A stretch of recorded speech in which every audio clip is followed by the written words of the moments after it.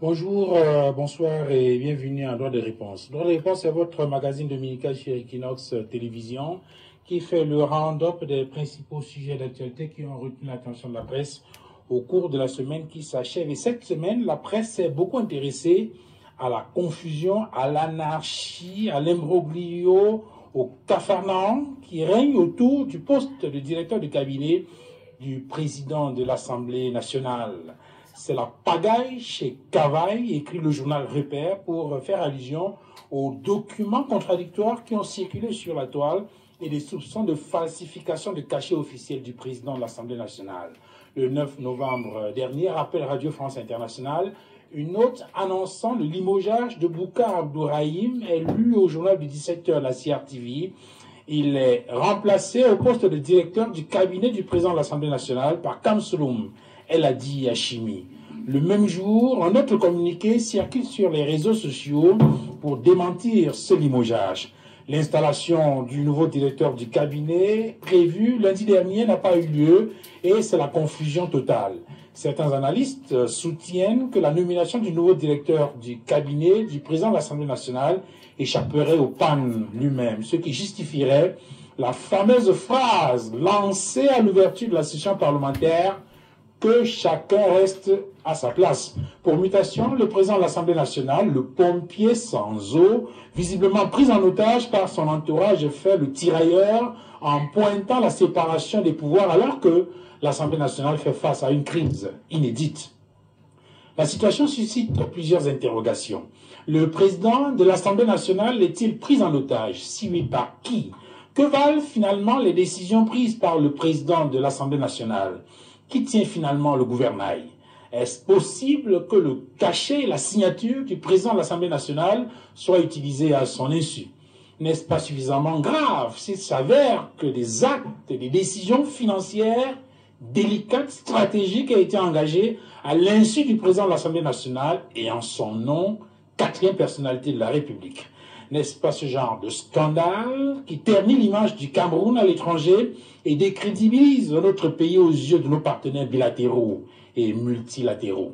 Et parlant des partenaires multilatéraux, il y a l'ONU, l'Organisation des Nations Unies et ses institutions, parmi lesquelles le Comité des droits de l'homme. Il recevait cette semaine à Genève le rapport quadriennal du Cameroun sur l'état des droits de l'homme. Le ministre des Relations extérieures qui représentait le Cameroun lors de cet examen périodique a insisté sur les multiples initiatives entreprises par le gouvernement pour la promotion des droits de l'homme, notamment le renforcement de la Commission des droits de l'homme au Cameroun ou encore l'organisation du grand dialogue national dans le cadre de la solution à la crise anglophone. Sur cette question, dit le journal Émergence, les ONG des droits de l'homme épinglent le Cameroun. Elles exigent l'ouverture d'une enquête sur les violations des droits humains et la libération immédiate et sans condition de toutes les personnes arbitrairement détenues. Peut-on se satisfaire de la situation des droits de l'homme au Cameroun aujourd'hui? Le Cameroun peut-il être considéré comme un bon élève de l'ONU en matière de respect des droits de l'homme et des libertés? Le Cameroun peut-il être compté parmi les meilleurs en matière de démocratie tout court? La multiplication des partis politiques est-elle un signe d'avancée ou de vitalité démocratique? Le 8 novembre dernier, on s'en souvient, le ministre de l'administration territoriale a signé un communiqué annonçant la légalisation de 40 nouveaux partis politiques, ce qui porte à 368, pas moins, le nombre de partis politiques ayant une existence légale au Cameroun, précise Cameroun Tribune, qui ajoute que les présidents nationaux de ces partis nouvellement légalisés ne sont pas des acteurs connus. Que vaut cette précision du confrère? Peut-on partager l'avis du ministre de l'administration territoriale qui soutient que c'est la volonté du président de la République de démocratiser davantage le paysage politique camerounais? Quels sont les véritables indicateurs de la démocratisation d'un État? Toutes ces questions et bien d'autres constitueront la toile de fond de cette émission de droit de réponse de ce dimanche 19 novembre 2023 en direct de Yaoundé, convié sur le plateau cette mi-journée. J'introduis tout d'abord Ndiouya Moussa, bonjour, bienvenue. Bonjour, Jiva, ça fait longtemps. Merci infiniment d'être venu sur ce plateau. C'est moi qui vous remercie d'avoir fait le déplacement depuis Douala pour venir nous retrouver un peu à Yaoundé. Merci donc d'être venu. Vous êtes bienvenue à Yaoundé. Merci. Vous êtes analyste politique. J'introduis également sur ce plateau, donc Kamgia Edmond, bonjour. Bonjour Duval Fangwa, bonjour à tous les co-panélistes. Je renouvelle mes salutations fraternelles, amicales et cordiales aux millions de téléspectateurs fidèles de cette émission, ainsi que ma sincère affection. Merci infiniment d'être venu sur ce plateau. Sur le plateau également, le docteur Apollinaire Oko, bonjour, bienvenue. Bonjour Monsieur Fangwa, bonjour aux co-discutants. Je salue également vos nombreux téléspectateurs à travers le Cameroun et à travers le monde. Et surtout, je vais sacrifier à un rituel qui m'est cher. Chaque fois qu'il m'est donné de passer dans un média, c'est celui de rendre un hommage vibrant à mes camarades du mouvement pour la renaissance du Cameroun, qui sont encore détenus dans les geôles de la triste dictature camerounaise, malheureusement, et qui, pour certains, sont rendus à près de 4 ans de détention aujourd'hui. Je pense notamment à ceux qui sont à Yaoundé, qui sont au nombre de 39. Je pense également à ceux qui sont à la prison centrale de Douala, qui sont au nombre de 6, ce qui porte à ce jour à 45 militants du mouvement pour la renaissance du Cameroun qui sont encore dans les geôles de la dictature, alors même qu'ils n'ont fait qu'exercer leurs droits constitutionnels et leurs droits légaux prévus par la Constitution et les lois camerounaises. Donc je vous remercie de l'invitation et je souhaite que nous passions ensemble des moments utiles pour l'opinion publique camerounaise et pour les Camerounais tout simplement. Merci, Dr Apollinaire Oko, d'être venu sur ce plateau. Vous êtes cadre du MRC, le Mouvement pour la Renaissance du Cameroun, et vous êtes secrétaire national en charge des questions en rapport avec la santé. Nous attendons également sur ce plateau Émile Messi du RDPC qui devrait nous rejoindre d'un moment à l'autre. Mais peut-être avant de commencer, Edmond Kamgia, juste en quelques secondes, rappeler que comme c'est la saison des récoltes, eh bien, de nouveaux lauriers pour Equinox Télévision. Tout à fait, Duval Fangwa, de nouveaux lauriers. La structure, l'institution qui récompense les médias, les journalistes, les animateurs, les personnalités publiques, les entreprises qui se sont distinguées au cours de l'année a encore récompensé hier soir à Bafoussam, en présence du gouverneur de la région de l'Ouest et d'autres autorités traditionnelles, ces récompenses-là aux personnalités, aux médias, aux journalistes qui se sont distingués, parmi lesquels La Nouvelle Expression, Equinox Télévision et des journalistes de ce groupe. Et si vous le permettez, j'ai ici justement ces distinctions-là, parce que le groupe La Nouvelle Expression a été distingué à 6 reprises. J'ai ici par exemple le diplôme décerné à Serge Alain Otou, meilleur modérateur des débats audiovisuels au Cameroun au cours de l'année 2023, comme vous pouvez le voir. Serge Alain Otou était avec moi, il a reçu personnellement son prix. J'ai également sur la table ici un autre prix qui a été décerné à un élément du groupe, l'émission télévisée la plus regardée au Cameroun en 2023. Equinox a été primé. L'émission la plus regardée au Cameroun en 2023. J'ai également sur cette table un autre diplôme qui a été remis à la chaîne de télévision Equinox Télévision. Télévision préférée des Camerounais au cours de l'année 2023. Ça, c'est la 3e distinction. Je continue. Il y a une autre distinction qui concerne le meilleur panéliste des débats audiovisuels au Cameroun en 2023. Il s'agit du docteur Aristide Mono. Je précise dans cette catégorie, parce que nous sommes à la 6e édition, mais en ce qui concerne la catégorie des meilleurs panélistes, c'est la 5e fois que ça a été organisé. Les 4 précédentes fois, je fus le vainqueur. Et lorsque j'ai gagné l'année dernière, j'ai demandé expressément au jury, au comité d'organisation, d'accepter mon retrait de la compétition pour donner une chance aux autres nominés. Et je suis heureux que ce soit Aristide Mono qui ait remporté ce trophée. Lui qui est chroniqueur à Radio Equinox et qui intervient également sur les plateaux de Droit de Répondre d'Equinox pour analyser les événements de la société camerounaise, notamment les événements politiques. J'ai aussi ici présent à côté de moi, un autre diplôme qui concerne le journal qui m'emploie depuis 1991. La mère du groupe La Nouvelle Expression a obtenu le prix du journal écrit le plus sollicité et professionnel au Cameroun en 2023. Et j'ai eu à préciser là-bas que c'est La Nouvelle Expression qui a donné naissance à Radio Equinox. C'est La Nouvelle Expression qui a donné naissance à Equinox Télévision. Il y a enfin ce prix, qui n'est pas de moindre. J'ai mis en dernière position parce qu'il me concerne moi personnellement. C'est un prix que j'ai obtenu à cette occasion, un prix spécial de diplôme, un diplôme de mérite et d'honneur pour l'ensemble des œuvres, pour les efforts que j'effectue pour édifier les Camerounais dans les différents domaines politiques, sociaux, culturels et autres, pour éclairer les Camerounais afin qu'ils aient une idée plus précise en forgeant leur opinion sur l'actualité camerounaise. C'est un prix spécial, un prix honorifique. Voilà. Et je voulais sortir de cette présentation pour dire qu'en réalité, ce fut un événement riche en couleurs. Il y avait du monde dans la salle.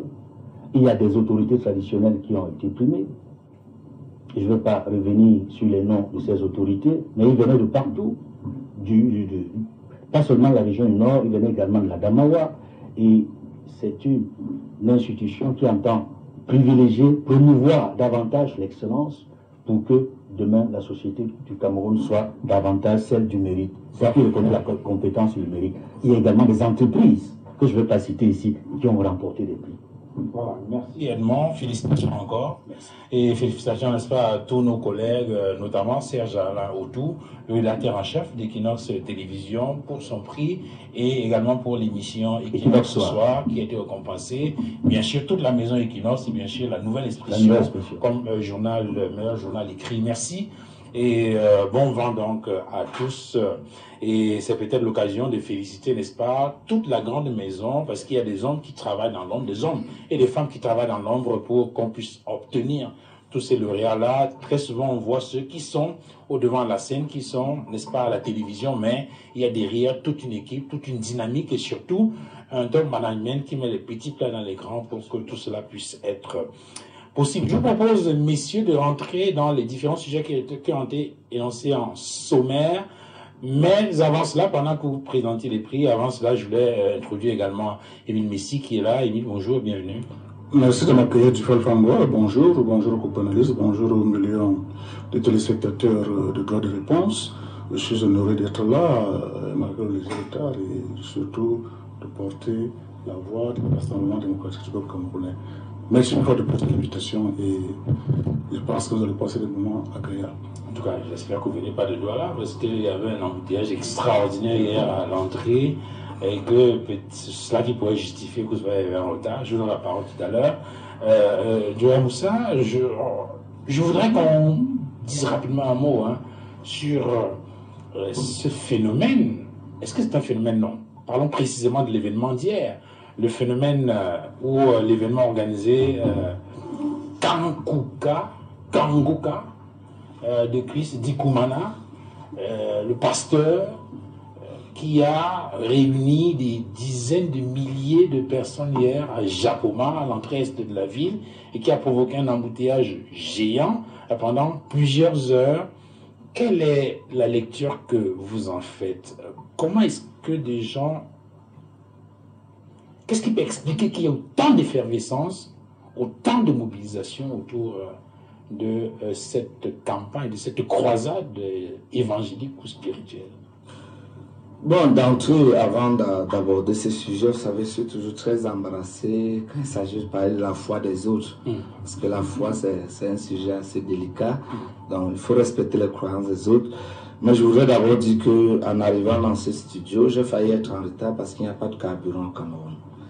À l'heure où je vous parle, la Sonara cumule à elle seule 82,29% de la dette extérieure du Cameroun. On ne sait pas très bien ce qu'ils y font. Des gens se sont arrangés à nommer les copains et les coquins qui ont brûlé la Sonara. Et aujourd'hui où je vous parle, actuellement à Yaoundé, vous n'arrivez pas à avoir le carburant super ou le gasoil. Davantage le super. Et imaginez-vous qu'en plus de cela, on a coupé l'électricité depuis le matin. Donc, ceux-mêmes qui veulent fonctionner avec le groupe électrogène, imaginez les pertes pour le tissu industriel, les quelques industries, boissons du Cameroun, UCB, machin, tout sans publicité, et bien d'autres, la téléphonie mobile et tout cela. On n'arrive plus à fonctionner. Il faut qu'on essaie de comprendre comment est-ce que un pays producteur de pétrole, officiellement, depuis 1973, en arrive à ce que tous les 3 mois environ, on soit en pénurie, non seulement de carburant, mais que la dette extérieure, parce que si on chiffre la dette extérieure du Cameroun à peu près 8 000 milliards, on vous dit 82,29% de cette dette est détenue par la Sonara. Il faudrait bien qu'un jour, quelqu'un s'asseye et nous l'explique. Ça, c'est d'entre eux. Deuxièmement, pour la foi. Moi, pour la première fois que j'ai vu un pasteur étranger arriver et drainer autant de foule, c'était, je crois, en 92-93. Il s'appelait Renard Bonke. Renard Bonke. Moi, je fréquentais l'école publique Cambopé. Il devait faire sa campagne d'évangélisation au stade de la réunification. Mais c'était quelque chose d'extraordinaire. Nous, on n'arrivait pas à comprendre. Comment est-ce que, depuis 92, 31 ans plus tard, on a le même phénomène? Vous pouvez mettre ça en parallèle avec la situation sociale, économique, parce que Marx, moi j'ai une interprétation, une lecture essentiellement matérialiste, pas quand on dit matérialiste comme je dis intéressé, non, ce cas idéologie matérialiste de l'histoire, parce que j'ai une inclinaison idéologique marxiste. Vous remarquerez que quand Marx parle de la religion comme l'opium du peuple, c'est parce qu'il est arrivé à un constat fondamental. Et quand vous voyez, on a saboté Machiavel, on a dit machiavélique et tout, c'est parce qu'il avait écrit la papauté, la plaie de l'Italie à l'époque, qui se plaignait des papes, etc. Le constat, il est là, il est simple, il est constant. Les gens souffrent, les gens n'ont pas de solution. Vous allez aujourd'hui à l'hôpital, vous avez quelqu'un qui vous fait 7 ans de médecine, mais après 2 radios ou 2 examens, vous dites, mon frère, ta maladie est compliquée, va un peu voir ça au village. Ce que vous voyez là, c'est ce que vous voyez de manière officielle, parce qu'il y a le nombre de Camerounais intellectuels, bac plus 10, 20, 30, colonel, général, directeur d'administration civile, d'administration publique, ministre, qui dorment chez les marabouts. C'est incroyable. Comment est-ce qu'on en arrive à ce que dans un pays, les gens croient autant au miracle? Vous parlez de religion. Je peux vous parler également de placement de fonds. Où vous avez MIDA qui vient, après Make It Invest, qui vient escroquer les gens. Après Liam Limal vient. Vous avez même des députés, comme Cabral, qui ont soutenu Liam Limal. Et après, on vous dit maintenant que les Claudel Numbisi, et les Guégang, et les machins ont encore pu réussir à, plus ou moins, ils sont devant la justice pour soupçon d'escroquerie. Mais qu'est-ce qu'on peut justifier? On arrive à cela parce que tout schéma rationnel de développement personnel, structurel et institutionnel ne paie plus. On va parler tout à l'heure de l'Assemblée nationale. Personne ne peut plus vous expliquer comment est-ce qu'on part de A à B au Cameroun. On est dans un pays, un titre foncier ne vaut plus un titre foncier. On a eu un titre foncier tous les jours. Un diplôme ne signifie plus rien. Vous faites la carte nationale d'identité, vous faites 3 ans pour l'obtenir. Vous ne l'obtenez même pas. Vous arrivez là-bas, les policiers vous chassent. Ne venez plus dans ces bureaux, ils sont installés là. Au niveau de l'échangeur simplifié, avait dit quelqu'un. Ils sont installés là. Ils prennent 75 000 francs pour vous délivrer la carte nationale d'identité. Mode Express aujourd'hui. Imaginez mes tantes qui sont en Fouman, la foule en Fouman actuellement. Vous arrivez au commissariat de Fouman, quand vous votre carte nationale d'identité, vous devez donner 500 francs. Il faut que le DGSN le sache. Voilà comment est-ce que dans ces genres de pays, où obtenir même la carte nationale d'identité, qu'on distribue gratuitement, parce que c'est de l'intérêt de l'État, ça va combien de citoyens là? Vous devez payer pour qu'un inspecteur de police entre fouiller pour vous devez venir vous dire que ce n'est pas là et proroger jusqu'en 2024. Vous arrivez ici, là, vous avez des dames là-bas qui vous chassent du siège du Centre national de production de titres d'identité. Ici, là, à l'échanger simplifié. On humilie les enseignants d'université là-bas. Parce que des gens, système d'information, machin, tout, commissaire tel, madame tel, et tout vous humilie. Donc, pour vous dire que, comment est-ce que dans ce genre de contexte, une mère sort le matin, elle dit, elle s'en va vendre au bord de la route parce qu'il n'y a pas d'emploi. Un jeune a une maîtrise, sciences politiques, droit, économie et même médecin. Il n'arrive pas à trouver de l'emploi. Il dit, il va se débrouiller à l'avenue Kennedy. Monsieur Tangana, viens, casse tout. Vous voulez qu'on croie à la République comment? Vous ne voulez pas que les gens aillent se confier à Kanguka ou croire à l'Imal comment? Vous levez le matin, comme je le dis, on est dans un pays, il n'y a pas de cabinet, il n'y a rien. Vous allez vous composer même, votre note disparaît à l'université. Vous faites la requête, ça n'aboutit pas. Vous ne savez pas où ça se trouve. Vous faites une correspondance. Vous avez un directeur de l'ESTI qui a dit qu'il ne reçoit même pas les étudiants. Vous faites comment? Vous n'allez pas prier Kanguka comment? Ou un directeur d'école dit que lui ne reçoit pas les étudiants. On est dans une république. Sa fonction, c'est quoi? Donc, pour vous dire, les Camerounais sont à bout. Il n'y a plus de schéma logique pour faire quoi que ce soit au Cameroun. Et je mets quiconque à défi de me dire que pour faire telle chose au Cameroun, voilà comment on procède. Pour avoir un titre foncier, pour avoir un acte de naissance, pour avoir un carte national d'identité, pour avoir ceci, cela, pour avoir un abonnement d'eau, pour avoir un abonnement d'électricité, pour immatriculer sa voiture. Que quelqu'un m'indique un schéma formel avec les délais clairs qui sont respectés dans un secteur et on ira. Pour qu'on octroie les passeports camerounais après 48 heures, il a fallu qu'on triple pratiquement les prix. Aujourd'hui, pour avoir un titre pour sortir de votre pays, vous dépensez 110 000 francs dans un pays où le SMIC officiel, c'est de 36 000 francs. Voilà ce que...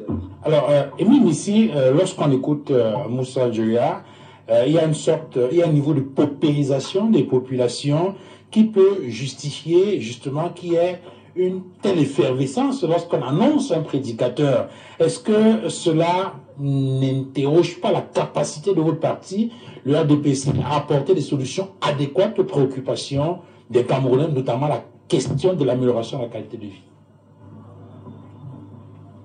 Je crois que nous confondons deux choses sur ce point-là. Vous avez vu sur la question de cet évangéliste, je crois burundais. Oui.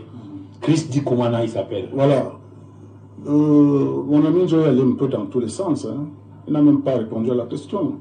Il vous a parlé du prix du carburant, il vous a évoqué ceci et cela. C'est un peu tout ça la confusion aussi. L'évangéliste burundais, que vous avez cité le nom, je crois qu'il répond tout simplement à un besoin. C'est-à-dire, l'homme vit aussi de la spiritualité. C'est des questions de foi. Il a pourtant démarré en disant que les questions de foi sont très sensibles. La foi relève de la vie personnelle de chacun. Chacun de nous a une foi. Il peut croire au crâne, il peut croire, je ne sais pas trop à quoi, et n'importe quoi. Mais c'est un peu des aspects extrêmement délicats. Moi, je suis chrétien catholique, pratiquant, M. Duba. On vous dit souvent que nos pères fondateurs de ce Cameroun ont confié le Cameroun à la Vierge Marie pour la paix de ce pays. Comment vous allez enlever cela dans la tête d'un croyant catholique? Et nous prions pour que la paix vienne dans ce pays par Marie, la Vierge Mère de Dieu. Nous y croyons, mais tout le monde n'est pas obligé de croire. Maintenant, revenons à l'évangélisme. Il me semble que c'est beaucoup plus sur Internet que ça, monsieur l'évangéliste. Et moi, j'ai eu ces prédications plus d'une fois. Bon, les Camerounais sont accrochés, ces prières se partagent dans les réseaux sociaux. Et il se trouve que beaucoup trouvent satisfaction, beaucoup plus dans les maladies. Dans la page où on dit des témoignages, quelqu'un dit j'avais le cancer parce que j'ai suivi la prière et j'ai cru, j'ai fait confiance, et puis j'ai été guéri. Je n'avais pas accouché depuis 25 ans, et puis avec cette affaire-là, j'ai conçu. Voilà les témoignages que viennent de ce monsieur, de cet évangéliste, soyons sérieux. Et ça fait comme un attrait. Quand on attend qu'il arrive au Cameroun, nous sommes un pays organisé, je ne pense pas que n'importe qui. Je ne pense pas que n'importe qui peut débarquer dans ce pays n'importe comment s'il n'a pas rempli les conditions nécessaires. J'étais d'accord avec lui lorsqu'il a parlé de cet évangéliste-là, Renard Bonke, cet Allemand-là. Moi-même, je l'ai connu ici à Yaoundé, dans les années 96-97, au stade Omnisport. Ce monsieur tenait également des foules immenses. Je suis allé moi-même, j'ai vu la foule, des groupes de prière, on n'a pas en fini. Et qu'est-ce que... Et ça se passe comme ça un peu partout. Ce n'est pas qu'au Cameroun qu'il est venu. Lui-même dit qu'il a eu une révélation qu'il doit venir au Cameroun pour prier pour ce genre de choses et tout. Je ne sais pas. Pourquoi ça doit créer la faute que le RDPC et son gouvernement n'ont pas réussi à donner satisfaction aux besoins des Camerounais? Non! Nous sommes totalement à côté du vrai débat. C'est des questions de foi. La médecine moderne, par exemple, aujourd'hui est confrontée à des défis. Et quand on nous dise que la solution est dans la spiritualité, où est le problème? Soyons un peu mesurés. J'ai dit soyons mesurés. Et chacun y va avec sa propre conviction. Vous n'allez pas interdire aux gens de croire en Dieu ou de croire la parole de Dieu. Sinon, nous n'existons plus. La plupart des questions de ce pays relèvent de la spiritualité. Parce que beaucoup ont abandonné le vrai chemin, le chemin de la vérité, pour suivre d'autres choses. Ayons le courage de le dire aujourd'hui. Et si quelqu'un vient, qui a rempli les conditions pour être accueilli au Cameroun, peut-être à la demande de lui-même ou des chrétiens ou des abbés et tout, et ça crée tout ça là. Nous regrettons tout simplement que beaucoup même sont allés là-bas et n'ont même pas pu assister à cette campagne d'évangélisation. Bon, pour l'instant, on a un peu suivi s'il y a eu des incidents et tout. On peut s'en réjouir pour l'instant qu'on n'a pas encore pris un incident par rapport à cette évangélisation-là. C'est des questions de foi.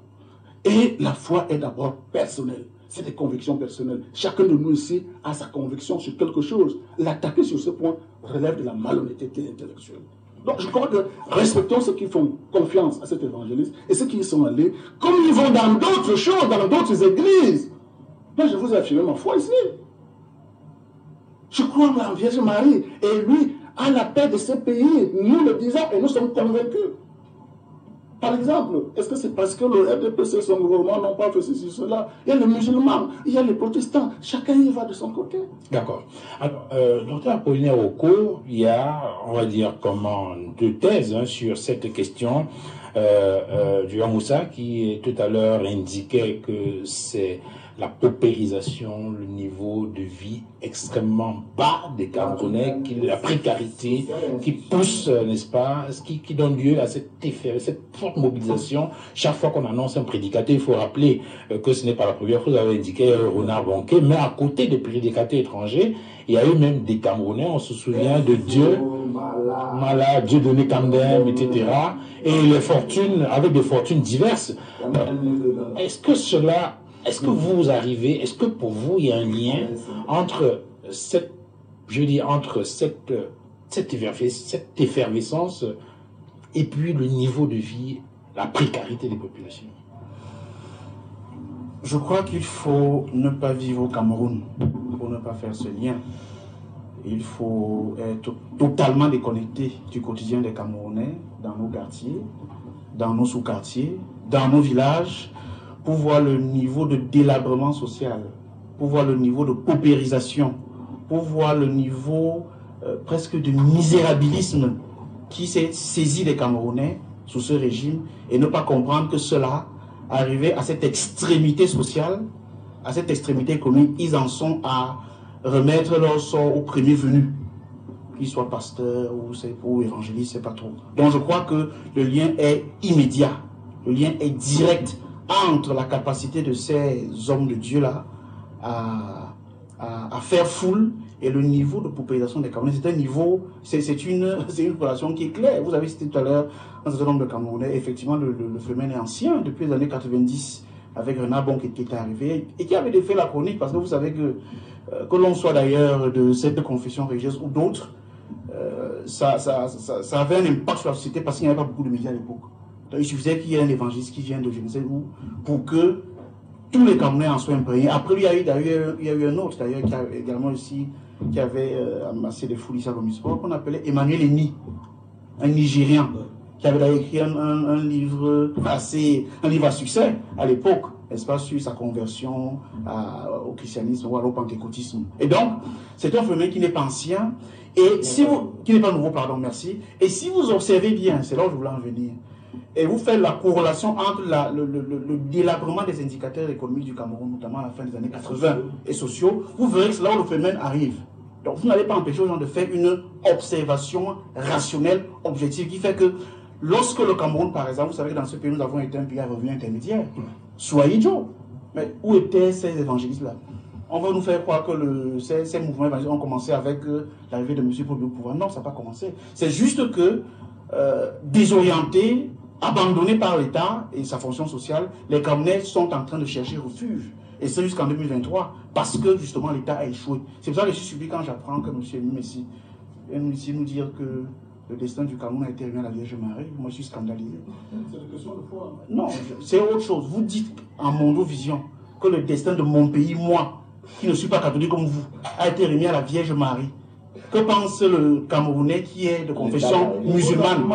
Écoutez, c'est pour vous dire que la laïcité proclamée dans la Constitution du Cameroun fait que vous devez garder vos convictions et votre appartenance à Marie pour vous. Nous avons posé sur la table vous n'avez pas à venir ici pour afficher votre tropisme. Vous n'avez rien à mettre sur ce plan. Nous posons la question d'un évangéliste qui n'a pas sur lequel chacun peut se prononcer. Je vous dis la question qui est vos convictions doivent rester personnelles. Vous n'êtes pas mon mot. Jusqu'au moment où je parle, le Cameroun ne savent pas de quelle confession je suis. Vous n'êtes pas mon mot. Je suis libre de dire que mon pays, 30 millions de Camerounais, 30 millions de Camerounais, on a pris le destin, je ne sais pas trop d'ailleurs qui, pour remettre ça à la Vierge Marie. C'est une insanité, monsieur. C'est une iniquité publique. On ne dit pas ce genre de choses. Gardez vos convictions si vous en avez religieuses personnelles et parlons de l'État. Encore que parlons de la République. Parlons de la République, monsieur. Donc je voulais dire, monsieur Duval, si ça vous a offusqué, c'est votre problème. Je vous enseigne ce que dit la Constitution du Cameroun. Nous sommes un État laïque. Tout simplement. C'est l'article 5 de la Constitution. Allez, ça veut donc dire que, pour moi, et pour la majorité des Camerounais, je le pense, c'est la paupérisation, l'incapacité du Camerounais à être sûr de manger tous les jours. Qui fait que lorsqu'un homme vient en miroitant des miracles pour son quotidien, en miroitant les miracles pour qu'il ait enfin le mariage, en miroitant les miracles pour qu'il ait enfin un travail, en miroitant les miracles pour qu'il puisse enfin voyager, c'est tout ça qui fait que ces personnes-là ont un écho aussi important. Et c'est pour ça que les images de Japoma nous parlent. Les images de Japoma sont la preuve par la vue de l'échec cuisant du régime de M. Paul Biya. Alors, Edmond Kamgia, est-ce que vous pensez que l'amélioration du quotidien des Camerounais, les solutions adéquates à un certain nombre de problèmes, notamment sociaux, pourraient faire reculer ce phénomène où on voit des milliers de personnes entrer? Ce n'est peut-être pas seulement dans le cadre de ces campagnes ou de ces croisades. Hein. On a l'impression qu'il y a de plus en plus de gens qui vont dans les églises, et notamment dans ce type d'opérations, de croisades spirituelles, ou qui mobilisent des gens, où on parle des miracles. Duval Fangwa, moi je voudrais que sur ce plateau, les panélistes ne s'emportent pas sur cette question. Parce que, évitons le fanatisme religieux. C'est vrai, nous sommes un État laïque, mais en même temps, notre Constitution, celle du 18 janvier 1996, consacre la liberté de culte, la liberté de religion, la liberté de conscience. Chacun libre d'appartenir à la religion de son choix. Et ce ne serait pas bien de stigmatiser un autre Camerounais parce qu'il a choisi et exprime sa foi. C'est important de le dire. Parce que sur ce plateau, il y a certainement des catholiques. Mais si il est catholique, moi je suis catholique, il peut y avoir un musulman, il peut y avoir un bouddhiste, chacun est libre d'exprimer sa foi.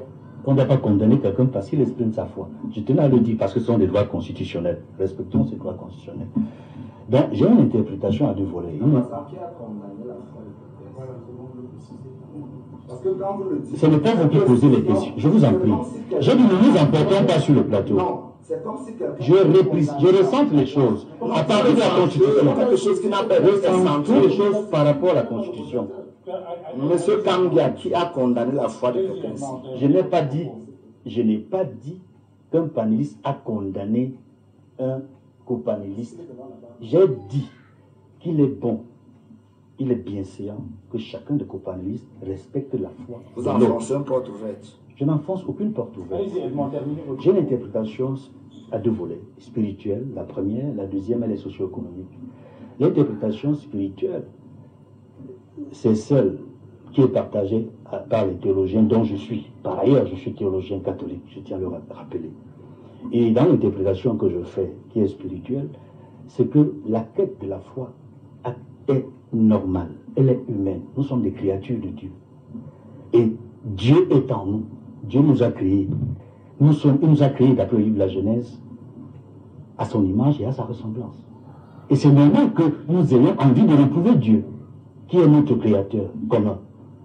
Donc la quête de la foi est un mouvement naturel de l'homme vis-à-vis de son créateur. Mais monsieur... Je n'ai pas terminé. Oui, je sais. Je voudrais vous le lancer parce que le docteur Oko a fait une précision tout à l'heure qui me paraît importante. Peut-être qu'il faut creuser sur les séquences chronologiques. Il explique que c'est à un moment donné précis, lorsque les indicateurs économiques de notre pays ont commencé à baisser, qu'on a observé cette forte ruée vers les églises là. Est-ce qu'il n'y a donc pas de lien entre, n'est-ce pas, le niveau de développement économique et social de notre pays et cette ruée vers les campagnes ou les croisades spirituelles? Ce sera le deuxième volet de ma réponse. Ok. Laissez-moi, je vous en prie, terminer le premier volet. Je disais donc, après les citations que j'ai faites sur le plan de la Genèse, dans les Saintes Écritures chrétiennes, le lien entre le Créateur et sa créature, le souci naturel de la créature de retrouver celui qui l'a créé, il faut dire, c'est formidable. Quand vous lisez les épîtres de Paul aux Corinthiens, notamment le premier épître de Paul aux Corinthiens 1, Corinthiens 1 à 13, verset 1 à 13. 1 Corinthiens 13, verset 1 à 13.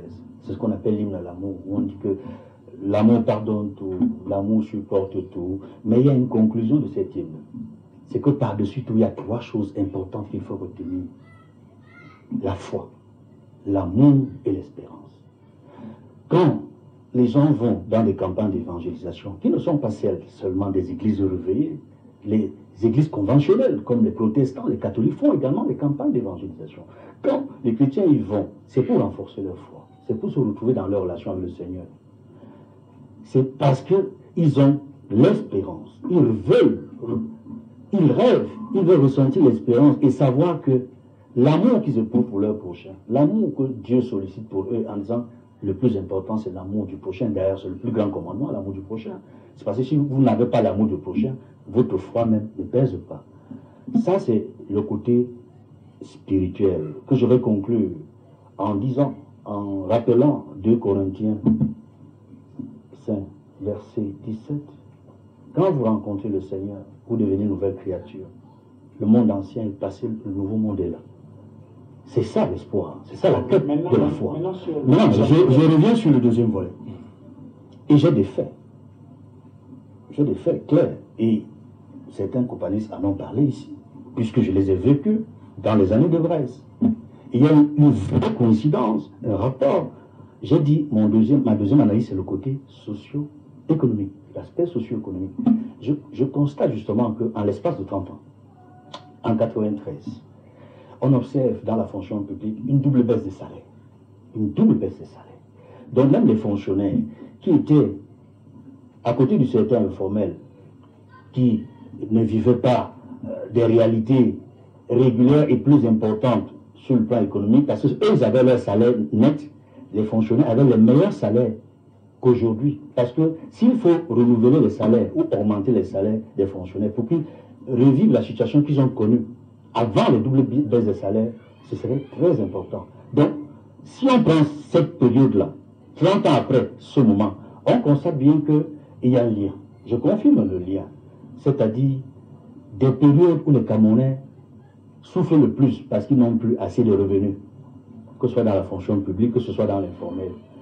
On était au FMI, le chef de l'État lui-même, en 87, le 31 décembre 1986, annonce que l'année 1987 sera une année difficile. Il faudra se serrer, retrousser les manches. Rappelez-vous l'expression retrousser les manches. Et on a bien vu que de 87 jusque dans les années 93, le Cameroun a connu des moments difficiles, le plan d'ajustement structurel et tout. Et la période, et il y avait la cherté de la vie également à cette période. 30 ans après, on se rend compte que malgré le point d'achèvement que le Cameroun a connu en 2006, il y a eu malheureusement des détournements, la gabégie, des concussions. On augmenté le train de vie de l'État au lieu de le réduire, ce qui a renforcé encore la paupérisation et la misère des populations. C'est un fait. Je dis donc, l'aspect socio-économique montre bien que cet engouement coïncide aussi avec des moments où les Camerounais souffrent le plus. Je voulais juste qu'on fasse ce petit tour sur l'actualité, avant d'entrer maintenant, avant d'aborder les questions que nous avons annoncées en sommaire. Et l'un de ces sujets, Moussa Djoya, c'est bien évidemment cette pagaille chez Cavaille, pour reprendre la grande une du journal, en tout cas une fenêtre du journal Repère. C'est pour faire allusion, n'est-ce pas, à ces documents contradictoires qui ont circulé dans les réseaux sociaux et ces soupçons de falsification de cachets officiels du président de l'Assemblée nationale. Aujourd'hui, c'est la confusion. On ne sait plus exactement qu'est-ce qui s'est passé. On a annoncé l'installation du nouveau directeur du cabinet lundi dernier. Cela n'a pas eu lieu. Alors, est-ce que vous arrivez à comprendre cela? Est-ce que vous mesurez, comme d'autres analystes politiques avec lesquels nous avons échangé, le niveau de gravité d'un tel phénomène? D'abord, ce que moi je veux dire, c'est que c'est en même temps normal et anormal ce qui arrive. Je m'explique. Vous savez, en 1983, le professeur Augustin Koch-Komini avait fait un article assez intéressant sur l'autocratie bureaucratique, dans lequel il démontrait que ceux qui détiennent le pouvoir dans les ministères et au Cameroun globalement, ce ne sont pas les ministres, ni les chefs des organes constitutionnels, ni les chefs des institutions, ce sont les agents. Pour plusieurs raisons. Un ministre, par exemple, n'a qu'un pouvoir de consécration. Parce que la construction de la décision qu'il prend est faite par les techniciens que vous et moi ne connaissons pas. Vous avez des individus, par exemple, à la primature, à la présidence, qu'on appelle les chargés de mission et les conseillers techniques. Personne ne connaît leur nom. Mais c'est eux qui disent, et au secrétaire général des services du Premier ministre, et au Premier ministre lui-même, quelle est la position qu'il doit adopter sur tel ou tel autre dossier. Et c'est une véritable autocratie. Vous avez vu à l'université de Ngaoundélé, un contrôleur financier a décidé de paralyser l'université et rien ne marchait. Ce sont eux-là, les petits sous-directeurs, directeurs, conseillers techniques, chargés de mission qui ont l'essence du pouvoir, qui est directeur de cabinet. Il faut que les Camerounais le sachent. Parce qu'au quotidien, vous en voulez au ministre, au président. Vous n'avez pas lu le discours du président du 31 décembre 2013, où lui-même se plaint de la bureaucratie. Que c'est quoi cette affaire d'aller de séminaire en séminaire, de colloque en colloque? Qu'est-ce qui nous manque? Paul Biya se lamentant demain. Qu'est-ce qui nous manque par rapport à d'autres pays pour amorcer notre développement? 31 décembre 2013. Et les pays avec lesquels, il y a 60 ans, on avait à peu près le même niveau de développement économique, justement. Non, on était devant eux largement. Donc, quand Paul Biya lui-même se lamente de la bureaucratie, vous vous plaignez des routes, il n'y a pas de routes, vous tapez sur le MINTP, sur le MINJU, etc. Le Code général des collectivités territoriales décentralisées de 24 décembre 2019 a plus que jamais renforcé les pouvoirs de la bureaucratie. Pour qu'une route passe là, il faut 11 ministères. On vous dit que les gens qui vont à la commission d'évaluation des indemnisations, c'est MINCAF. Après, on vous dit que non, le marché est passé par le MIMAP, un ministère qui avait été annulé en 1987. Bref, je veux revenir à ce pour vous dire que la situation de M. Boukar Abderrahim n'est pas exceptionnelle. Vous avez comme cela des petits tyrans dans la bureaucratie, et Boudjou parle de la tyrannie des intermédiaires. C'est une tyrannie extraordinaire, vous n'avez pas l'idée. Vous avez la plupart des chefs des institutions qui sont prisonniers des intermédiaires. Allez lire l'instruction présidentielle du 4 juin 1998 portant organisation du travail gouvernemental et vous y voyez les pouvoirs extraordinaires du secrétaire général de la présidente de la République et des chefs de division à la présidente de la République. C'est incroyable. C'est une instruction, ce n'est même pas une circulaire, ce n'est même pas une décision, c'est une instruction présidentielle. Allez voir la circulaire portant solidarité du travail, solidarité gouvernementale d'avril 2001. Voyez la lamentation du président Biya il y a 22 ans déjà. Ce qui arrive là n'est qu'une suite logique. La nature extrêmement bureaucratique de l'État camerounais. Il faut qu'on retire l'État entre les mains des bureaucrates. Des gens qui n'ont été ni élus, que personne ne connaît et qui n'ont aucune... N'eût été la vidéo sur les anglophones, ils disaient qu'on a arraché les postes aux anglophones. Qui connaissait le visage de Bouka de Rahim à Yaoundé? Je parle même de Yaoundé. Vous avez des individus comme ça, là, des petits tyrans qui sont tapis dans les institutions que personne ne connaît et qui font la pluie et le beau temps. Il faut que les Camerounais soient... Parce que justement, dans cette vidéo-là, lorsqu'on l'écoute, on a le sentiment que... C'est lui le vrai patron. Regardez la marche qu'il organise le 6 novembre. Il fait une marche où il y a une banderole et des pancartes. Il y a la photo de Kavaye Gedibré et il y a sa photo qui liste ses réalisations. Il a fait tel nombre de salles de place, il a fait ceci, etc. Mais, allez au Minipat, vous avez un individu là-bas qu'on appelle le directeur de la programmation des investissements publics. Personne ne saurait le reconnaître dans la rue. Mais pour que la route vienne dans votre village, pour qu'il y ait un puits d'eau là, c'est ce monsieur-là qui dit et fait la pluie le beau temps. Vous avez des ministres qui supplient des chefs de service à la direction générale de budget pour avoir leur carburant. Pardon? Est-ce que vous savez ça? Qu'il y a des ministres qui partent s'agenouiller devant les chefs de service. Quand on vous dit que chapitre 65, participation commune, c'est géré par un chef de service. Hein? Même pas un sous-directeur. Et vous avez des ministres qui vont s'asseoir là-bas. Il les reçoit quand il veut, comme il veut. Pour les supplier de leur donner leur carburant du mois. Les Camerounais ne le savent pas. Les indemnités trimestrielles, ce que vous appelez la caisse noire ou bien quoi, les frais de représentation. Il appelle, pardon, monsieur le DGV, est-ce que vous pouvez me faire... Je dois aller à un meeting au village. J'ai vu des ministres supplier. Donc, vous devez penser l'extraordinaire pouvoir des bureaucrates. Maintenant, c'est anormal. Pourquoi? C'est parce que l'âge avançant, forcément, le pouvoir de pouvoir de proximité, comme on dit en sciences administratives chez nous, se renforce. Pourquoi? Parce que les bureaucrates ont 4 ressources pour le pouvoir, principalement. Ils ont d'abord la technicité. Ils ont la proximité, parce que entre le lieu de décision et le lieu d'implémentation de la décision, c'est eux qui servent d'intermédiaires. Qu'avant ne peut pas se balader dans la rue, comme le président, etc., c'est eux qui servent d'intermédiaires. Vous avez surtout la durée. Parce que les chefs passent, les bureaucrates restent. Et la 4e chose, c'est le temps. Le principal instrument d'abus de pouvoir, c'est le temps. Même quand le policier vous arrête en route, vous avez même tous vos papiers, il prend X semaines à se balader. Comme vous devez aller au funérail, vous êtes obligé de dire que mon frère fait comment. Parce qu'il peut confisquer votre dossier. Il sait que le temps d'aller au tribunal administratif, ça va prendre 2 ans pour récupérer votre dossier. Vous dites qu'à force de traîner dans les procédures, vous dites que non, nous on finit là, on s'en tient à ce qu'il veut. Donc, pour vous dire que tant que les Camerounais ne prendront pas conscience de la tyrannie des bureaucrates, je vous dis, ces petits chefs service, sous-directeurs, directeurs, conseillers techniques, chargés de mission, c'est le poison du Cameroun. Vous ne pouvez rien faire, même si on nomme Jésus actuellement au Cameroun, tel que l'organisation du travail gouvernemental et administratif est fait là. Vous ne pouvez rien faire. Vous allez continuer à vous plaindre des ministres, vous allez continuer à vous plaindre. Le président Biya a déjà fait 43 remaniements. Vous avez l'impression que quelque chose a changé d'un remaniement à l'autre. En 2004, il y a eu 21 nouveaux ministres. Le gouvernement du 11 décembre 2004. Il y a 21 nouveaux ministres. Ça a changé quoi?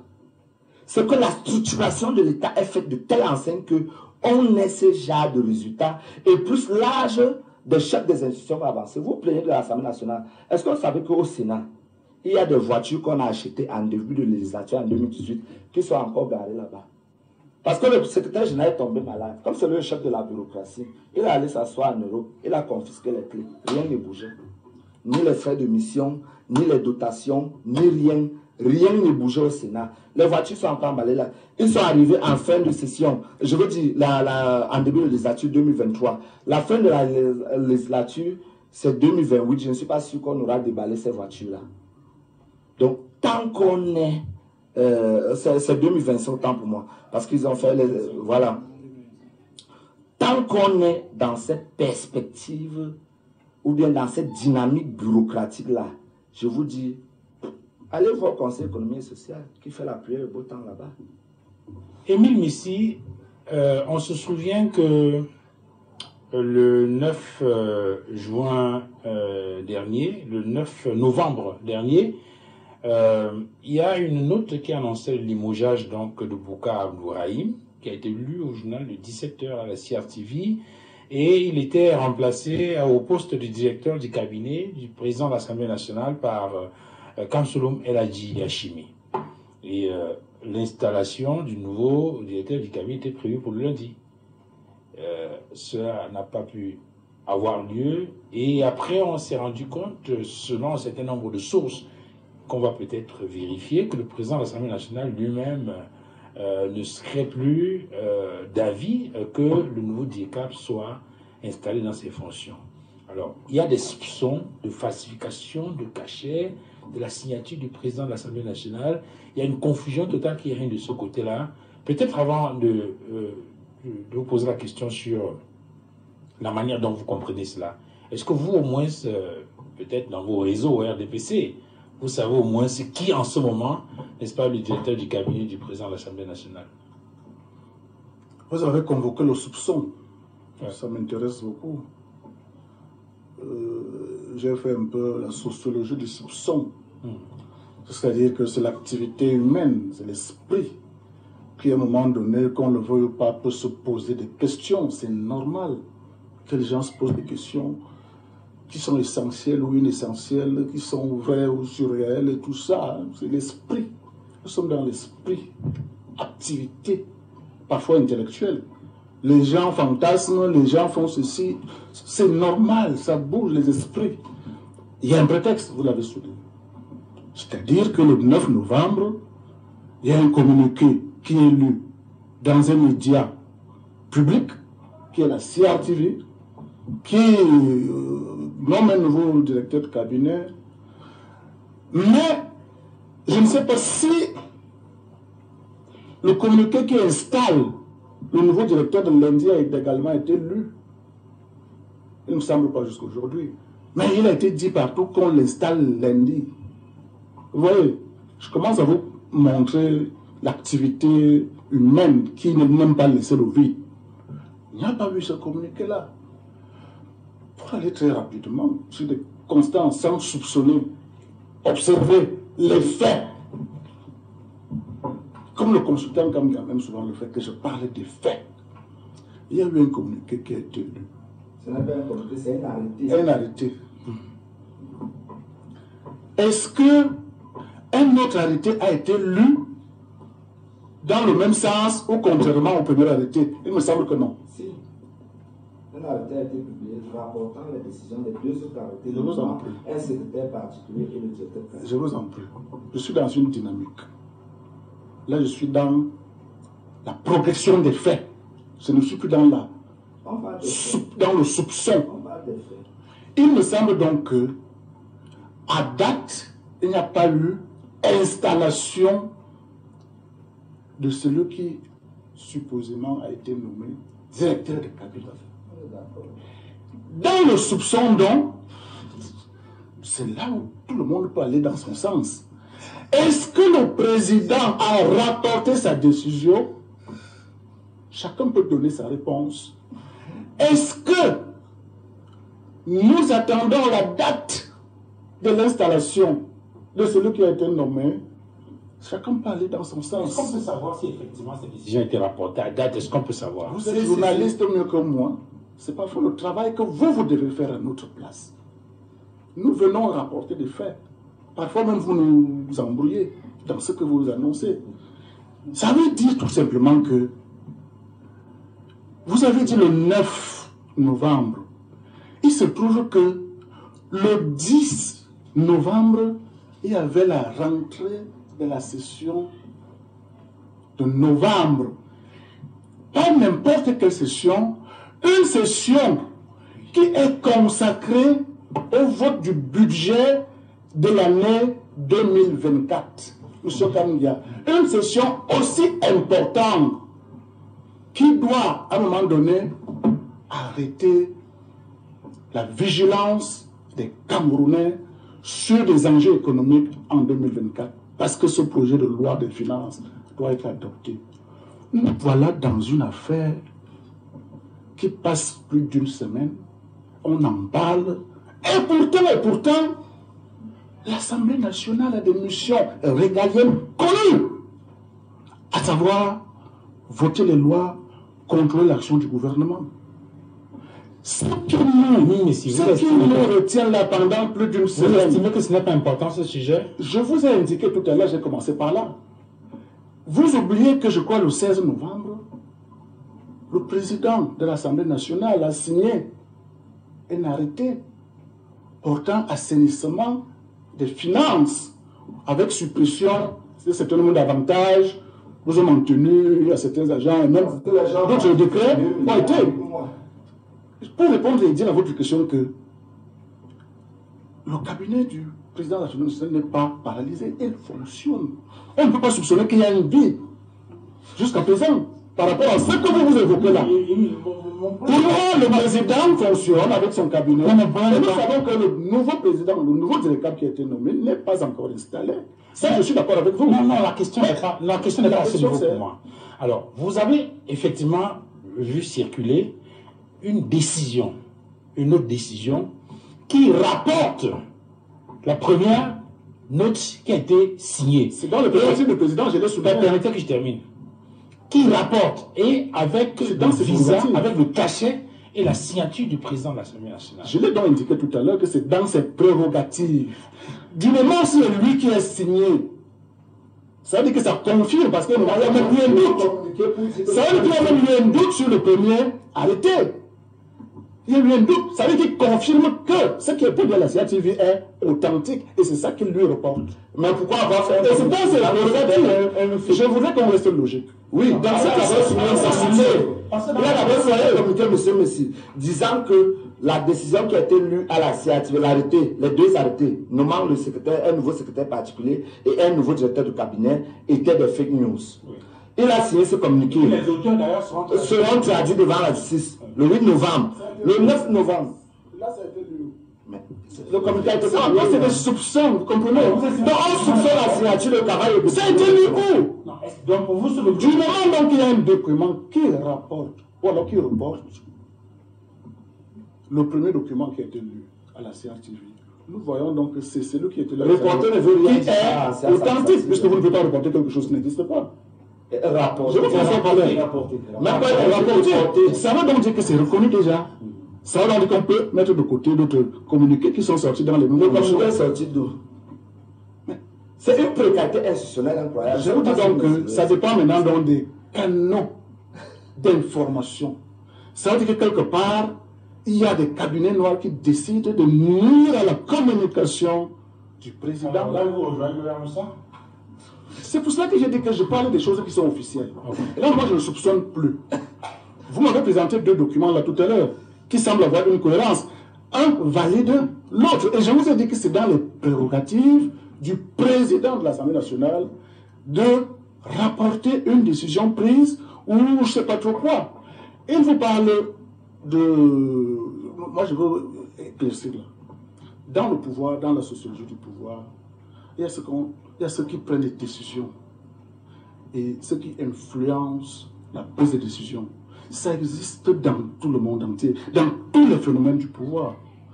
L'influence, parfois, peut être très forte. Que ces acteurs qui prennent les décisions, c'est des réalités du pouvoir. Donc, du moment où celui qui décide à poser sa signature, il est le seul qui répond. Ça, c'est le principe dans l'administration. Mais les principes d'influence du pouvoir, quelqu'un dit tout à l'heure que les chefs de service, les sous-directeurs, non, c'est l'administration est organisée comme ça. Ce n'est pas une exception du Cameroun. La réalité, c'est aussi que dans une entreprise, dans une institution, même celui qu'on néglige là, peut avoir une influence extrêmement incroyable. C'est des réalités du pouvoir. C'est pour ça que quand vous arrivez quelque part, ne vous méfiez pas même du plus petit. Parce qu'on va vous dire peut-être que ce n'est que lui que le directeur écoute dans cette maison.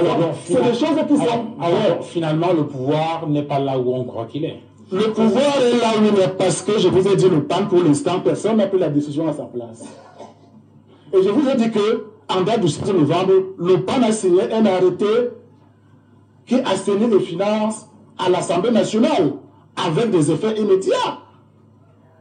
Ça veut dire que l'Assemblée nationale, en ce moment, qui est en pleine session budgétaire, reçoit les projets de loi. Et ce que je regrette, c'est que, je peux me tromper moi-même, c'est que pour nous les Camerounais avertis, nous attendions que vous, les hommes des médias, vous nous concentrez un peu sur le travail des parlementaires, des députés, sur l'activité, mais des choses internes, parfois des choses de détails inutiles. Et c'est là, je dis, plus d'une semaine après, nous en sommes là. Moi, je dis, est-ce que les Camerounais méritent cela? Alors, le président de l'Assemblée nationale fonctionne pour l'instant, et il nous l'a prouvé par des prises de décision. Il ne nous est pas revenu que dans ce cabinet-là, il n'y a pas quelqu'un qui est là-bas. Je crois que ça fonctionne. Il n'y a pas eu de bagarre, à ma connaissance. Il n'y a rien eu de sérieux. Mais le président tient la barre. Ok. Alors, donc, ça, à l'Assemblée nationale, il y a 30 jours, donc on aura l'occasion de revenir sur le principal sujet de cette session qui est bien sûr la loi de finances. Vous voyez ce que je veux dire? Vous voyez ce que je veux dire? Petite précision. Est-ce que vous savez que selon le décret portant calendrier budgétaire de la République du Cameroun, vous savez quand est-ce que la présidence de la République, par la voix du ministre délégué chargé des relations avec les assemblées, doit transmettre la loi de finances au Parlement? 15 jours avant le début de la session. Non. Ah c'est bon? le 31 octobre au plus tard. Ah d'accord. Okay. Allez relire la loi, le décret portant calendrier budgétaire du Cameroun. Qui doit transmettre? Le président? La présidence de la République. Oui, doit transmettre. C'est-à-dire le gouvernement dépose le projet de loi de finances auprès du Parlement au plus tard. C'est mentionné dans le décret le 31 octobre de chaque année. Okay. Parce que lorsqu'on sort du débat d'orientation budgétaire à la session de juin-juillet, le Premier ministre a jusqu'au 31 août pour transmettre l'avant-projet à la présidence qui lui revient pour procéder aux arbitrages en septembre. Ça, c'est le calendrier, hein. C'est le décret. Pourtant, calendrier budgétaire. Donc, tout le bricolage, c'est même parce que les députés, ben, vous voyez les gens qui vous disent que le Black Watch et tout, là, ça, eux-mêmes sont des illettrés. Alors, moi, je faisais sinon, les exigences devraient être. Ce qu'il est en train de revendiquer là, qu'on doit se concentrer sur le budget, ça fait au moins un mois qu'on devrait déjà être en train de débattre ce budget. Mais je mets M. Messi, on parlait tout à l'heure de la précarité institutionnelle et sociale. Je ne parlais pas seulement de la précarité économique. Que M. Messi, qui est du RDPC, communiquant le RDPC, nous dise où se trouve la loi de finances. Là, on parle là maintenant. Non, dans une récente sortie, le député, non, puisque vous avez dit que c'est le principal sujet. Malheureusement, c'est pas ce que vous avez écrit. Absolument, ça c'est vrai. Vous avez mais vous avez évoqué ça. C'est ça que vous je vais expliquer que le député Nietzsche, dans une récente sortie, justement, dénonçait cette situation selon laquelle les délais pour apporter justement les textes ne sont pas. Même le décret portant calendrier budgétaire devait même être plus exigeant. Est-ce que le débat sur ce qu'on appelle le cadrage macroéconomique a vraiment eu lieu en juin-juillet? Ce qu'on appelle le CBMT, le cadrage budgétaire à moyen terme, le cadrage de dépenses à moyen terme, le CDMT, etc., qui doit se faire en juin. Est-ce que ça a eu lieu? Alors, il me paraît intéressant que ces histoires de directeurs de cabinet qui n'ont ni sens ni... Je sais pas, dans un pays où le président de l'Assemblée nationale n'a plus une signature authentifiée, vous dites que ça ne vaut pas. Qui vous a dit ça? Vous-même, vous venez de démontrer tout à l'heure que le président tient la banque. Il tient. Alors, vous venez de le démontrer. Docteur Apollinaire Oko, pour beaucoup, cet imbroglio qu'on observe, cette confusion qu'on observe au cabinet du président de l'Assemblée nationale et qui n'est pas unique en son genre, puisqu'il y a d'autres situations semblables qu'on a observées ailleurs, pour beaucoup, ce n'est ni plus ni moins qu'un signal qui indique qu'on est en fin de règne. Bon, est-ce que c'est un signal qu'on est en fin de règne? Il faudrait avoir des éléments pour le dire. Je vais, avant de répondre à votre question, justement, revenir même sur ce qui a été dit jusque-là et souligner quelque chose qui n'a pas été suffisamment souligné. On l'a effleuré, mais on ne l'a pas souligné suffisamment. La première note ou la première décision, et notamment le premier arrêté qui est lu, nomme un nouveau chef de cabinet. Dans la foulée, il y a un communiqué du cabinet du directeur déchu qui crie au scandale et qui dit que des cachets ont été tronqués, la signature a été imitée. Maintenant, autre chose dont je voulais en venir de très important, c'est que quand on prend le nouvel arrêté, quand vous lisez le dispositif de l'arrêté, on ne dit pas que la décision est rapportée, hein. On dit qu'elle est reportée. Et ça veut dire que ça n'a aucun effet sur le premier arrêté. Il faut quand même entendre. Parce qu'en droit administratif, quand vous dites que vous rapportez, ça veut dire que vous suspendez les effets juridiques de ce qui est fait avant. Vous annulez, voilà. Lorsque maintenant vous reportez, ça n'a aucun effet sur la décision que vous prétendez. Ça vous a rien dit et ça n'a aucun effet juridique. Donc actuellement là, vous avez deux arrêtés qui sont apparemment en vigueur. C'est-à-dire que vous avez le président arrêté qui nous met. Non, il y a 3 arrêtés et un communiqué. Oui, non, je veux dire. Valable. Voilà, ça veut donc dire que vous avez 2 directeurs de cabinet actuellement, juridiquement parlant. Parce que le deuxième arrêté qui était supposé rapporter, mais qui a dit reporter, n'a pas été fait. Donc je voulais revenir pour montrer qu'il y a un imbroglio même juridique. Et ça veut dire que les décisions qui seraient prises par un chef de cabinet ou l'autre seraient toujours sujets à caution. Et justement, la question c'est, puisque de toute évidence, tous utilisent, enfin tous entendu, utilisent le cachet, la signature du président de l'Assemblée nationale, on est en train d'imaginer les actes qui peuvent être pris dans ce sens-là et qui engagent justement le président de l'Assemblée nationale. Exactement. Exactement. Donc c'est pour dire qu'effectivement, il y a un problème. Je pense même qu'il faut peut-être que le président de l'Assemblée nationale revienne sur la question pour vraiment prendre peut-être un arrêté qui permet de clarifier la situation. Parce qu'au moment où je parle, les deux peuvent se prévaloir, n'est-ce pas, de cette signature-là.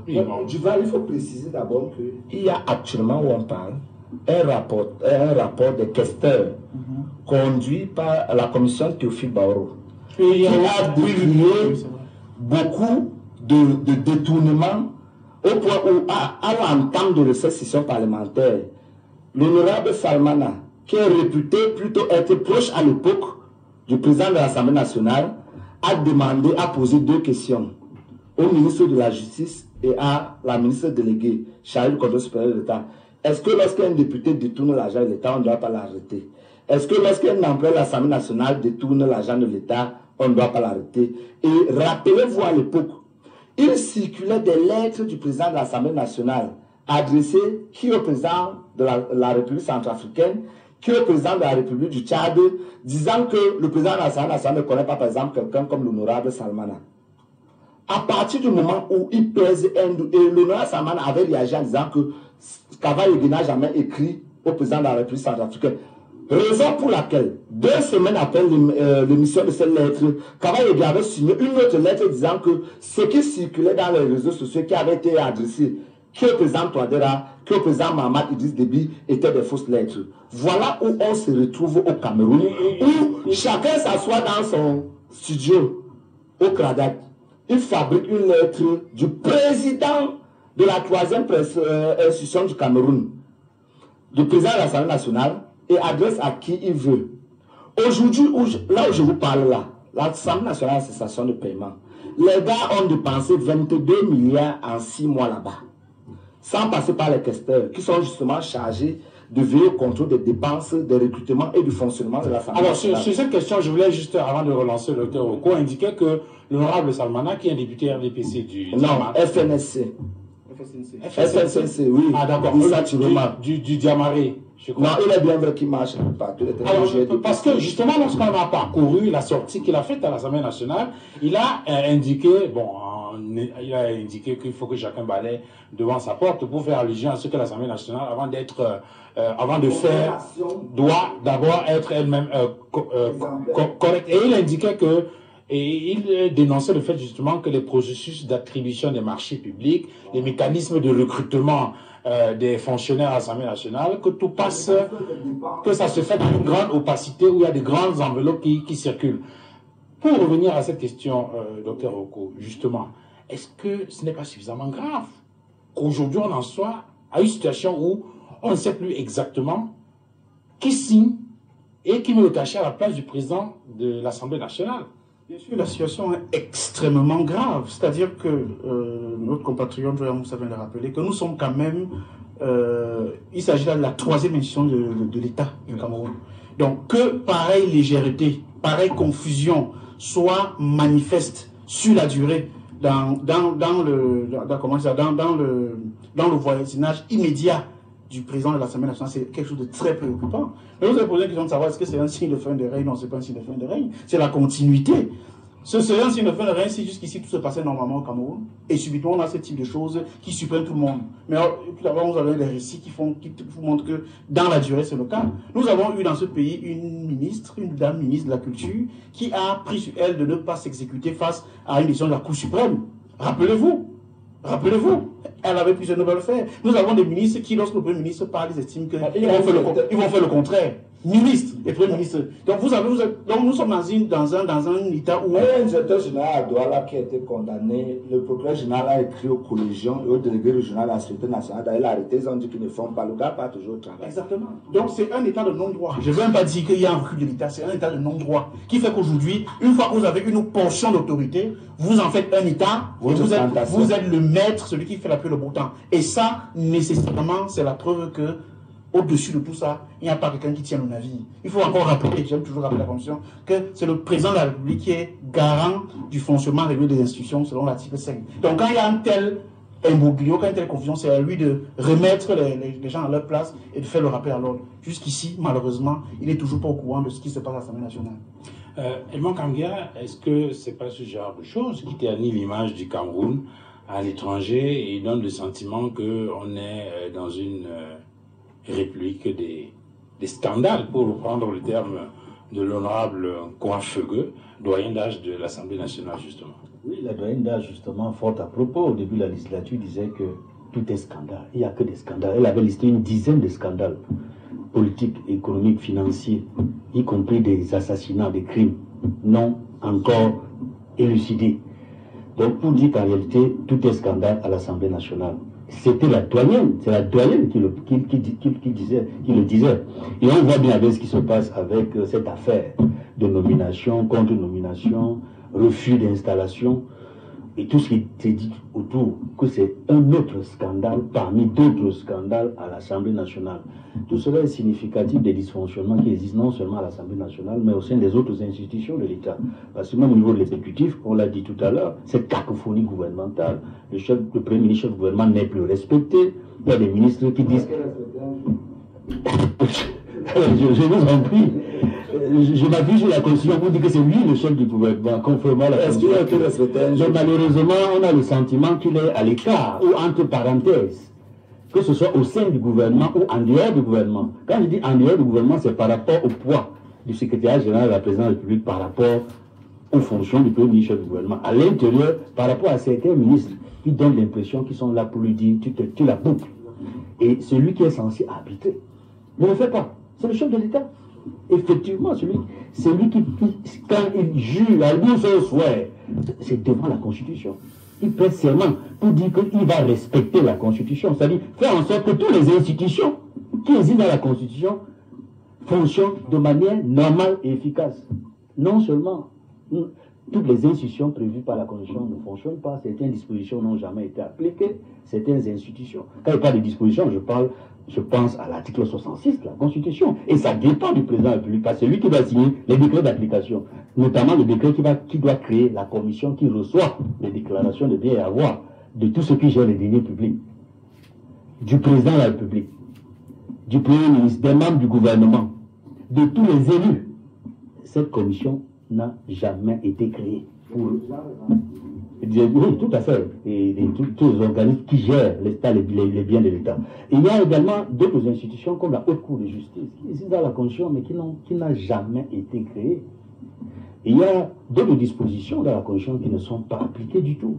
Et l'étendre davantage, vous parlez des dysfonctionnements. Dans le gouvernement, on en a parlé, et à l'Assemblée nationale, on en parle. On voit aujourd'hui une structure qu'on appelle le Conseil économique et social. Il y a eu des textes qui sont sortis récemment pour la rendre plus dynamique, plus moderne, mais on n'en parle plus. est-ce que ces textes-là ont été véritablement appliqués? Est-ce qu'on a véritablement désigné de nouvelles personnalités au Conseil économique et social? Est-ce que le Conseil économique et social, depuis que les nouvelles personnes censées avoir été désignées, ont déjà fait leur rapport? À qui de droit? Parce qu'en réalité, lorsque les institutions ne fonctionnent pas normalement, l'État ne fonctionne pas normalement. Et puis, les répercussions sont là. C'est la République des scandales. Eux-mêmes, ils l'ont reconnu à l'Assemblée nationale. La République des scandales. Il y a un député, un jeune député, qui rappelait cela, qu'il n'y a que des scandales depuis qu'il est arrivé à l'Assemblée nationale. Ben, sauf qu'on l'attend encore sur d'autres chantiers qu'on ne voit pas. Pour, je ne vais pas le citer. Il a ramené le conteneur qu'il a acheté à Olembe. Je vous en prie. Il n'est pas ici pour répondre à la question que vous avez posée. Je voudrais chuter tout simplement pour dire que quand les institutions connaissent tant de dysfonctionnements, il y a problème. Et en partie, c'est lié à la longévité de ceux qui occupent les fonctions querellées. Parce que le problème se pose chez le directeur cabinet. C'est le directeur cabinet de qui? Du président de l'Assemblée nationale, qui est là depuis 32 ans. Qui est là depuis 31 ans. Depuis 92, il est président de l'Assemblée nationale. Il est député depuis 71. On a ainsi, dans diverses fonctions au sein de nos institutions, à commencer par les 3 premières institutions de l'État par rapport au protocole de l'État, où les principales personnalités, numéro 1, numéro 2, numéro 3 de l'État, auraient dû véritablement, s'ils aimaient leur pays, aller se reposer. Aller se reposer. Bon, est-ce que vous connaissez la somme de l'âge de cette personnalité constitutionnelle du Cameroun? Non, je n'ai pas pensé. 547 ans. 547 ans. Quand vous sommez leur âge, les 7 personnalités qui ont tous les 7 postes constitutionnels au Cameroun, quand vous rassemblez leur âge, ça fait 547 ans. C'est pour expliquer quoi? La moyenne d'âge et même les conséquences de la longévité à la tête de certaines fonctions étatiques. Et je ne vais pas terminer, il y a un cas qui aurait dû attirer notre attention. Les PCA qui auraient dû être renouvelés, ils ne sont toujours pas renouvelés. Ils ne sont plus dans la légalité et la légitimité. Et je pense qu'il y a un grand professeur, Madame Bilo-Ondoa, qui avait fait tout un document là-dessus, tout un texte que nous avons tous publié, qui rappelait que bientôt, ils ne seront plus dans la légalité, les PCA de nos entreprises. Malheureusement, jusqu'aujourd'hui, ils n'ont pas été du tout. Donc voilà un État censé être un État de droit, mais qui fonctionne dans un système de non-droit, dans un système qui n'est pas légal.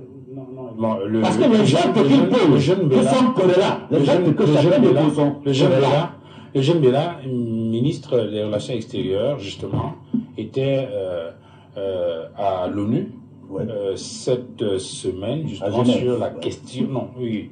À Genève, devant le Conseil des droits de l'homme. C'est le Conseil des droits de l'homme. Alors, pour justement faire l'état de l'évaluation des droits de l'homme dans notre pays.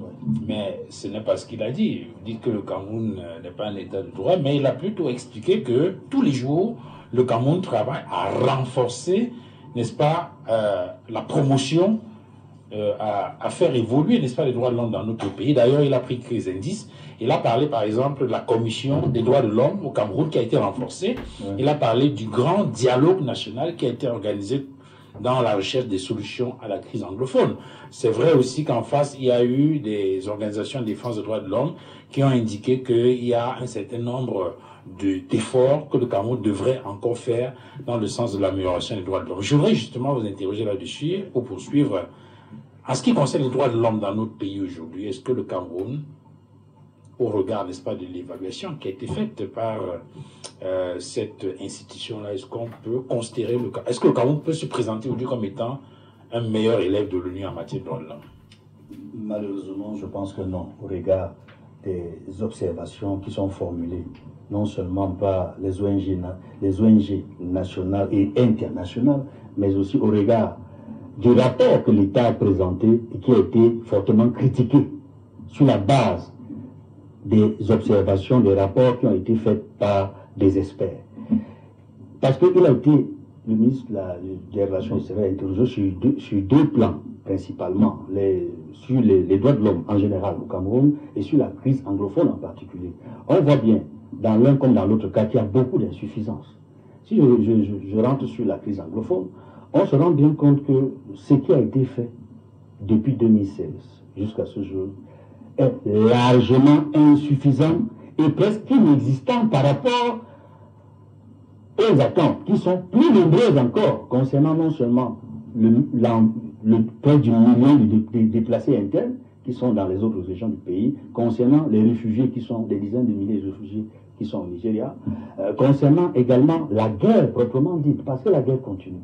Or, l'ONU a donné l'occasion au Cameroun plusieurs fois, au moins depuis 2020, pendant qu'il y avait ce qu'on a appelé le Covid, il y a la haut-commissaire des droits de l'homme qui avait demandé aux États, qui a fait une recommandation à tous les États dans le monde de libérer un certain nombre de prisonniers considérés comme n'étant pas des criminels.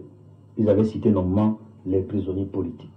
Notamment, quand on dit prisonniers politiques, c'est les prisonniers dont l'activité principale, c'est la politique. Et au Cameroun, il y a de nombreux Camerounais encore dans nos prisons. Des militants de formation politique, des cadres de formation politique, y compris en particulier le MRC, qui sont encore dans les geôles. Alors que le groupe de travail pour la détention arbitraire a formulé, a donné un avis important qu'il fallait libérer tous ces prisonniers-là dont les détentions étaient véritablement arbitraires. Quand l'ONU interpelle le Cameroun, c'est pour dire, mais vous n'avez pas fait ce qui est convenu. Si vous êtes un État membre de l'ONU et que vous ne respectez pas votre parole, parce que le ministre des Relations extérieures estimait que toutes les conventions, accords, traités qui ont été signés sont respectés, appliqués. Mais voilà, quand l'ONU parle, quand l'ONU dit, vous n'avez pas respecté telle convention, concernant notamment le pacte international relatif aux droits civils et politiques, parce qu'il est très concerné par ces arrestations arbitraires, le Cameroun a du mal à se défendre. Il y a globalement les droits de l'homme. Donc, au-delà du nord-ouest et du sud-ouest, il y a à l'intérieur du pays, au niveau des partis politiques, je le disais tantôt, mais également sur la restriction du champ de liberté civique. On a vu récemment à Douala un avocat être interpellé au terme d'une émission. Des choses qu'on ne voyait que dans les années de Braise, les années 1990, qui reviennent. On ne devrait pas interpeller quelqu'un au terme d'une émission, si nous sommes véritablement un état de droit. Il y a des actes qui montrent bien, depuis un certain temps, que le Cameroun, au lieu d'avancer, de s'améliorer en matière de droits de l'homme, fait du surplace, ou rentre en arrière. Il y a des bons en arrière. Et la loi la plus dangereuse aujourd'hui encore, c'est la loi qui porte répression des actes terroristes, où il y a une confusion totale. Et c'est sur cette base que la plupart des acteurs sociaux, des acteurs politiques, sont condamnés devant les tribunaux militaires et non devant les tribunaux de droit commun. Alors, sur cette question, docteur Apollinaire Oko, il faut peut-être, pour rappeler les faits, indiquer que le ministre de la Relations extérieures était donc il devait présenter devant le comité des droits de l'homme le rapport quadriennal du Cameroun sur l'état des droits de l'homme dans notre pays.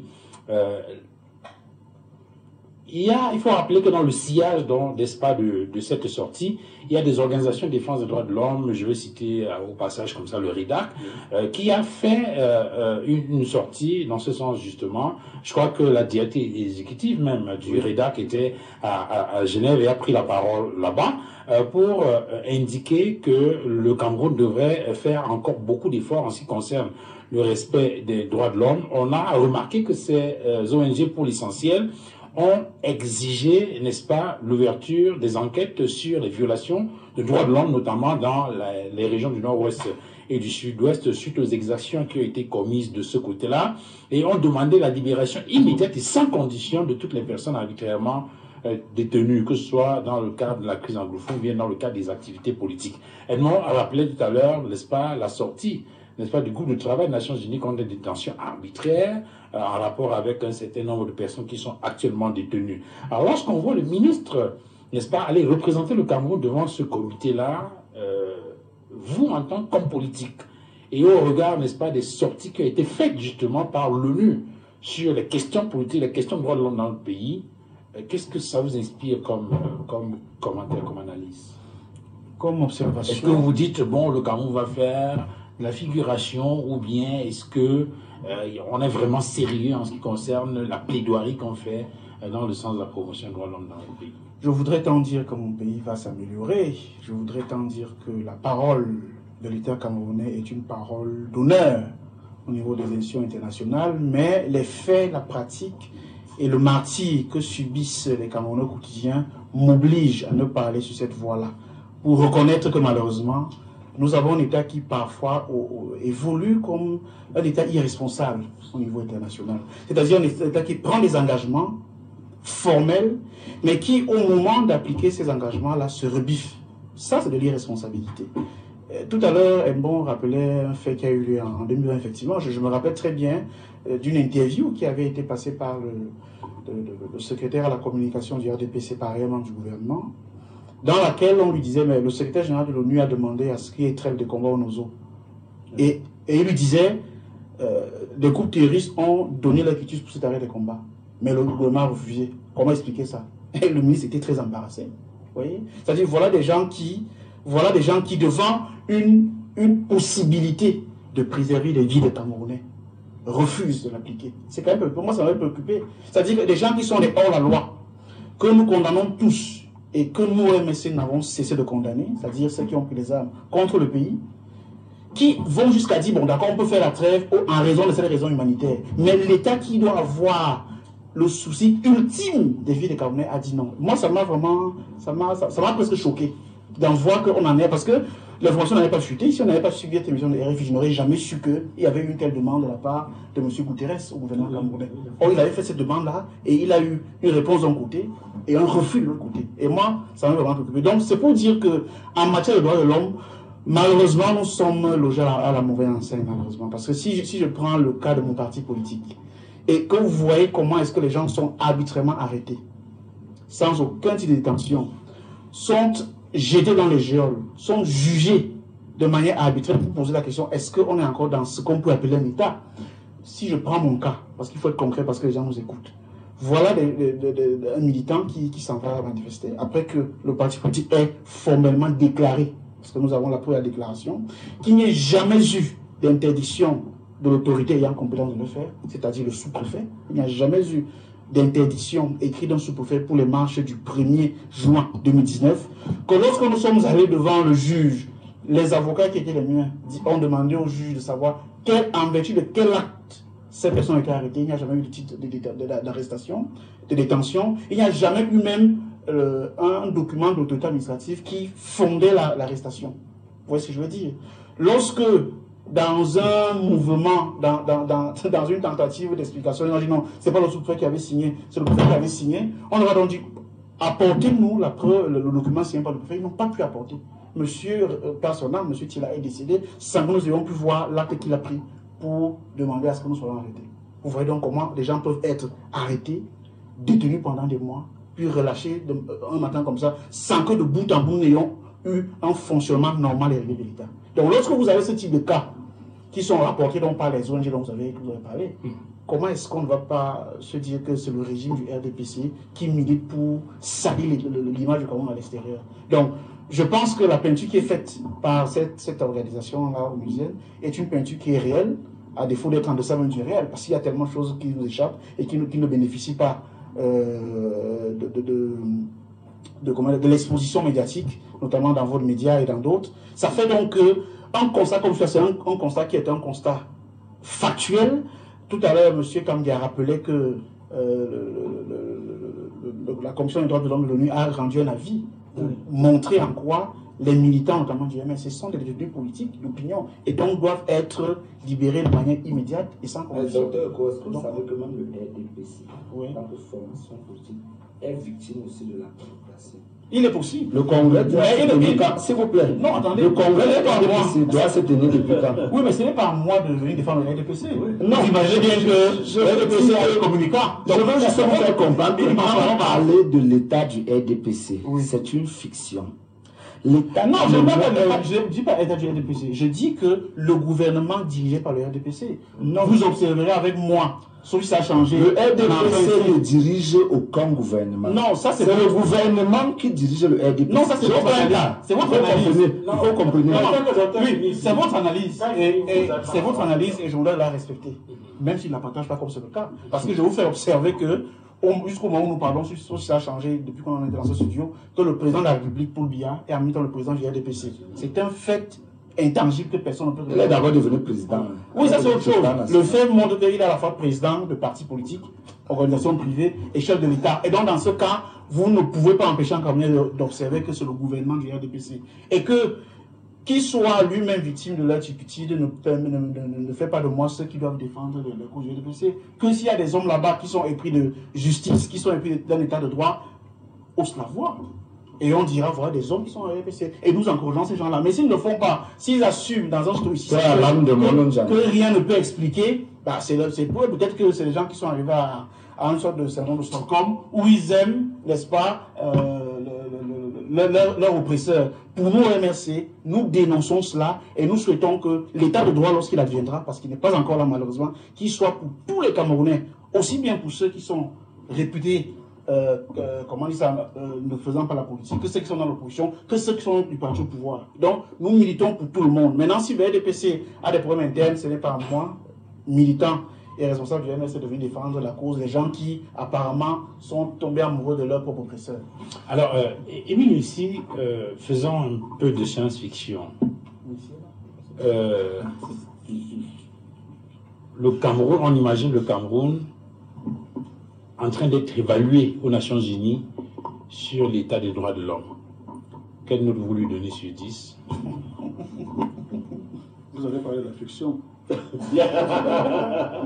C'est-à-dire l'imaginaire. Ouais. Parfois même des fantasmes. Quelque chose qui n'a rien à voir avec la réalité. Malheureusement, ça ne fait pas partie de mes jeux. Je parle des faits.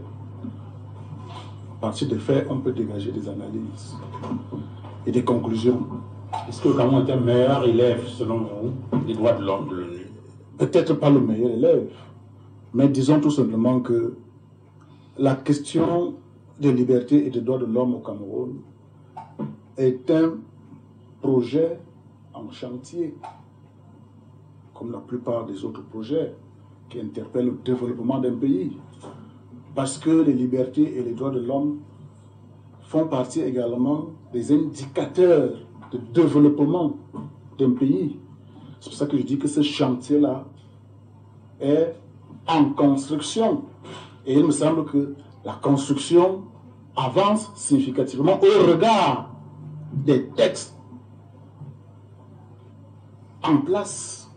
C'est-à-dire le Cameroun a pris des mesures pour que les droits de l'homme soient appliqués et respectés. Et bien évidemment, tout n'est pas rose. C'est pour ça que moi je veux parler des faits, indépendamment des partis politiques. Il y a beaucoup de choses là que le RDPC, disons-le comme ça, encaisse et assume parce que nous sommes un parti proche du pouvoir, parce que nous soutenons des institutions de la République. Mais à l'évidence, il y a des problèmes, il y a des situations qui interpellent profondément la question des droits de l'homme au Cameroun. Il y a des cas isolés que je dirais même tirent vers le bas les efforts qui sont fournis.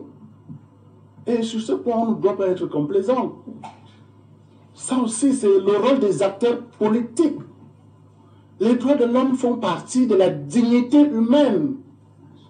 C'est la dignité humaine, c'est la vie qui est sur la table. Donc, c'est des sujets sur lesquels on ne mâche pas les mots. Je vais vous raconter rapidement un petit cas qui nous vient du terrain. Mais il y a le cas, il y a le cas que et qui vient ternir toute la politique, tout le projet politique de son Excellence Paul Biya pour améliorer les droits de l'homme et des libertés au Cameroun. Ça vient des hommes en tenue, des gendarmes. Il faut commencer à les dénoncer comme ça. Au même titre que les institutions qui luttent contre la corruption et les autres là demandent. Moi, j'attire l'attention de monsieur le secrétaire d'État à la gendarmerie sur le dérapage de ces éléments. De gendarmerie, notamment à la gendarmerie d'Ngomja dans le département de Nyongesso, à moins de 100 km de Yaoundé, qui voilà une situation de famille, puisque nous sommes en période de la récolte du cacao. Alors, deux frères sont en situation sur un conflit qui les oppose à une plantation de cacaoyère. Alors, un frère décide de faire prévaloir la force en allant prendre 3 gendarmes en Gomja, qui les débarquent dans un village qui est à plus de 10 km de là. Nuitamment, dans un véhicule, on embarque les gendarmes, qui arrivent là et arrêtent le monsieur dans des conditions inimaginables et indescriptibles, en tirant un coup de feu. Comme si un monsieur avait, je ne sais pas, même les criminels ne les arrêtent plus comme ça. On l'amène là menotté, nu, à la gendarmerie. Il passe 2 jours là, parce qu'on veut le contraindre à faire une reconnaissance de dette comme ça a été l'année dernière. Parce que, dit-on, le cacao coûte un peu cher cette année et vous allez payer. C'est inadmissible. Il est du MRC.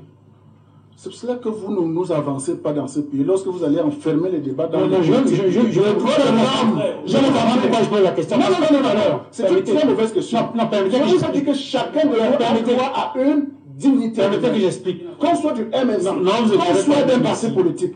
C'est ça aussi qui est indécent. Tout à l'heure, lorsque nous allons évoquer, s'il vous plaît, je ne peux pas suivre le docteur Oko dans son élément. Moi, je parle d'un sujet qui intéresse tous les Camerounais. Indépendamment des partis politiques. Vous n'avez pas. Est-ce que le en quoi cela est nécessaire? Le docteur Oko a expliqué.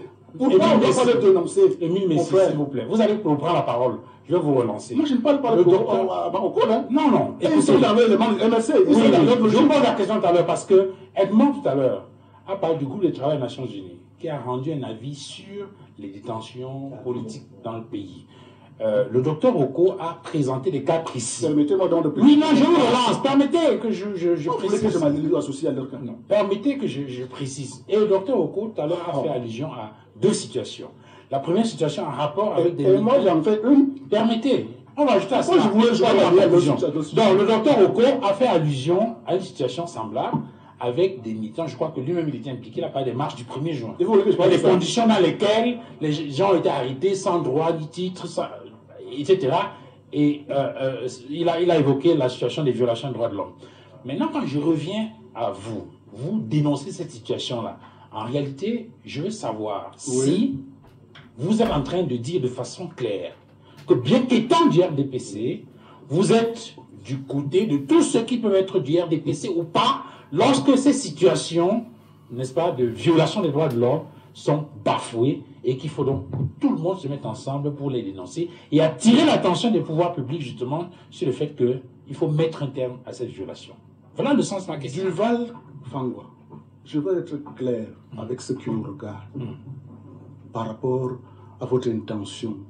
Ce que je dénonce là n'a rien à voir avec les militants du MRC, qui ne sont pas poursuivis pour des raisons politiques comme on veut le faire croire. Non.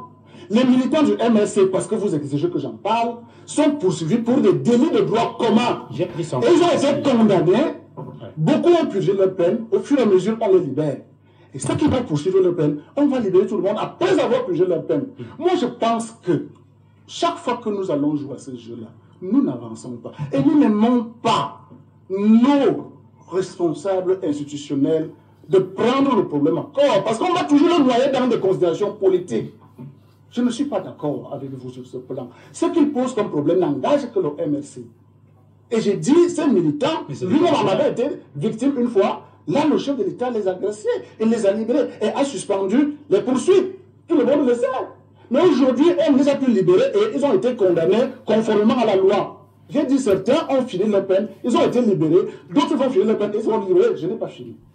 Pour dire que ce que moi j'ai décrit, c'est pour dire qu'il y a donc des efforts qui sont faits. Et que nous tous, indépendamment des partis politiques, parce que là nous devons soutenir notre chef d'État, qui est notre chef d'État à tous, même si le RDPC joue les avant-postes sur ce projet-là, nous devons dénoncer chaque cas de violation des droits humains, partout où il se trouve, pour que, au même titre que la corruption, que nous ayons un État viable. On n'aura pas un État où les militants d'un parti politique seront à l'aise et d'autres mal à l'aise. Non. Et je poursuis en disant que, par rapport à ces rapports d'ONG-là, je vous ai souvent dit que les ONG font le travail. Ils nous arriveront un jour, ils vont dire que désormais, les libertés, les droits de l'homme sont totalement respectés dans un pays ou dans un autre. Non. Ils vont toujours trouver à dire.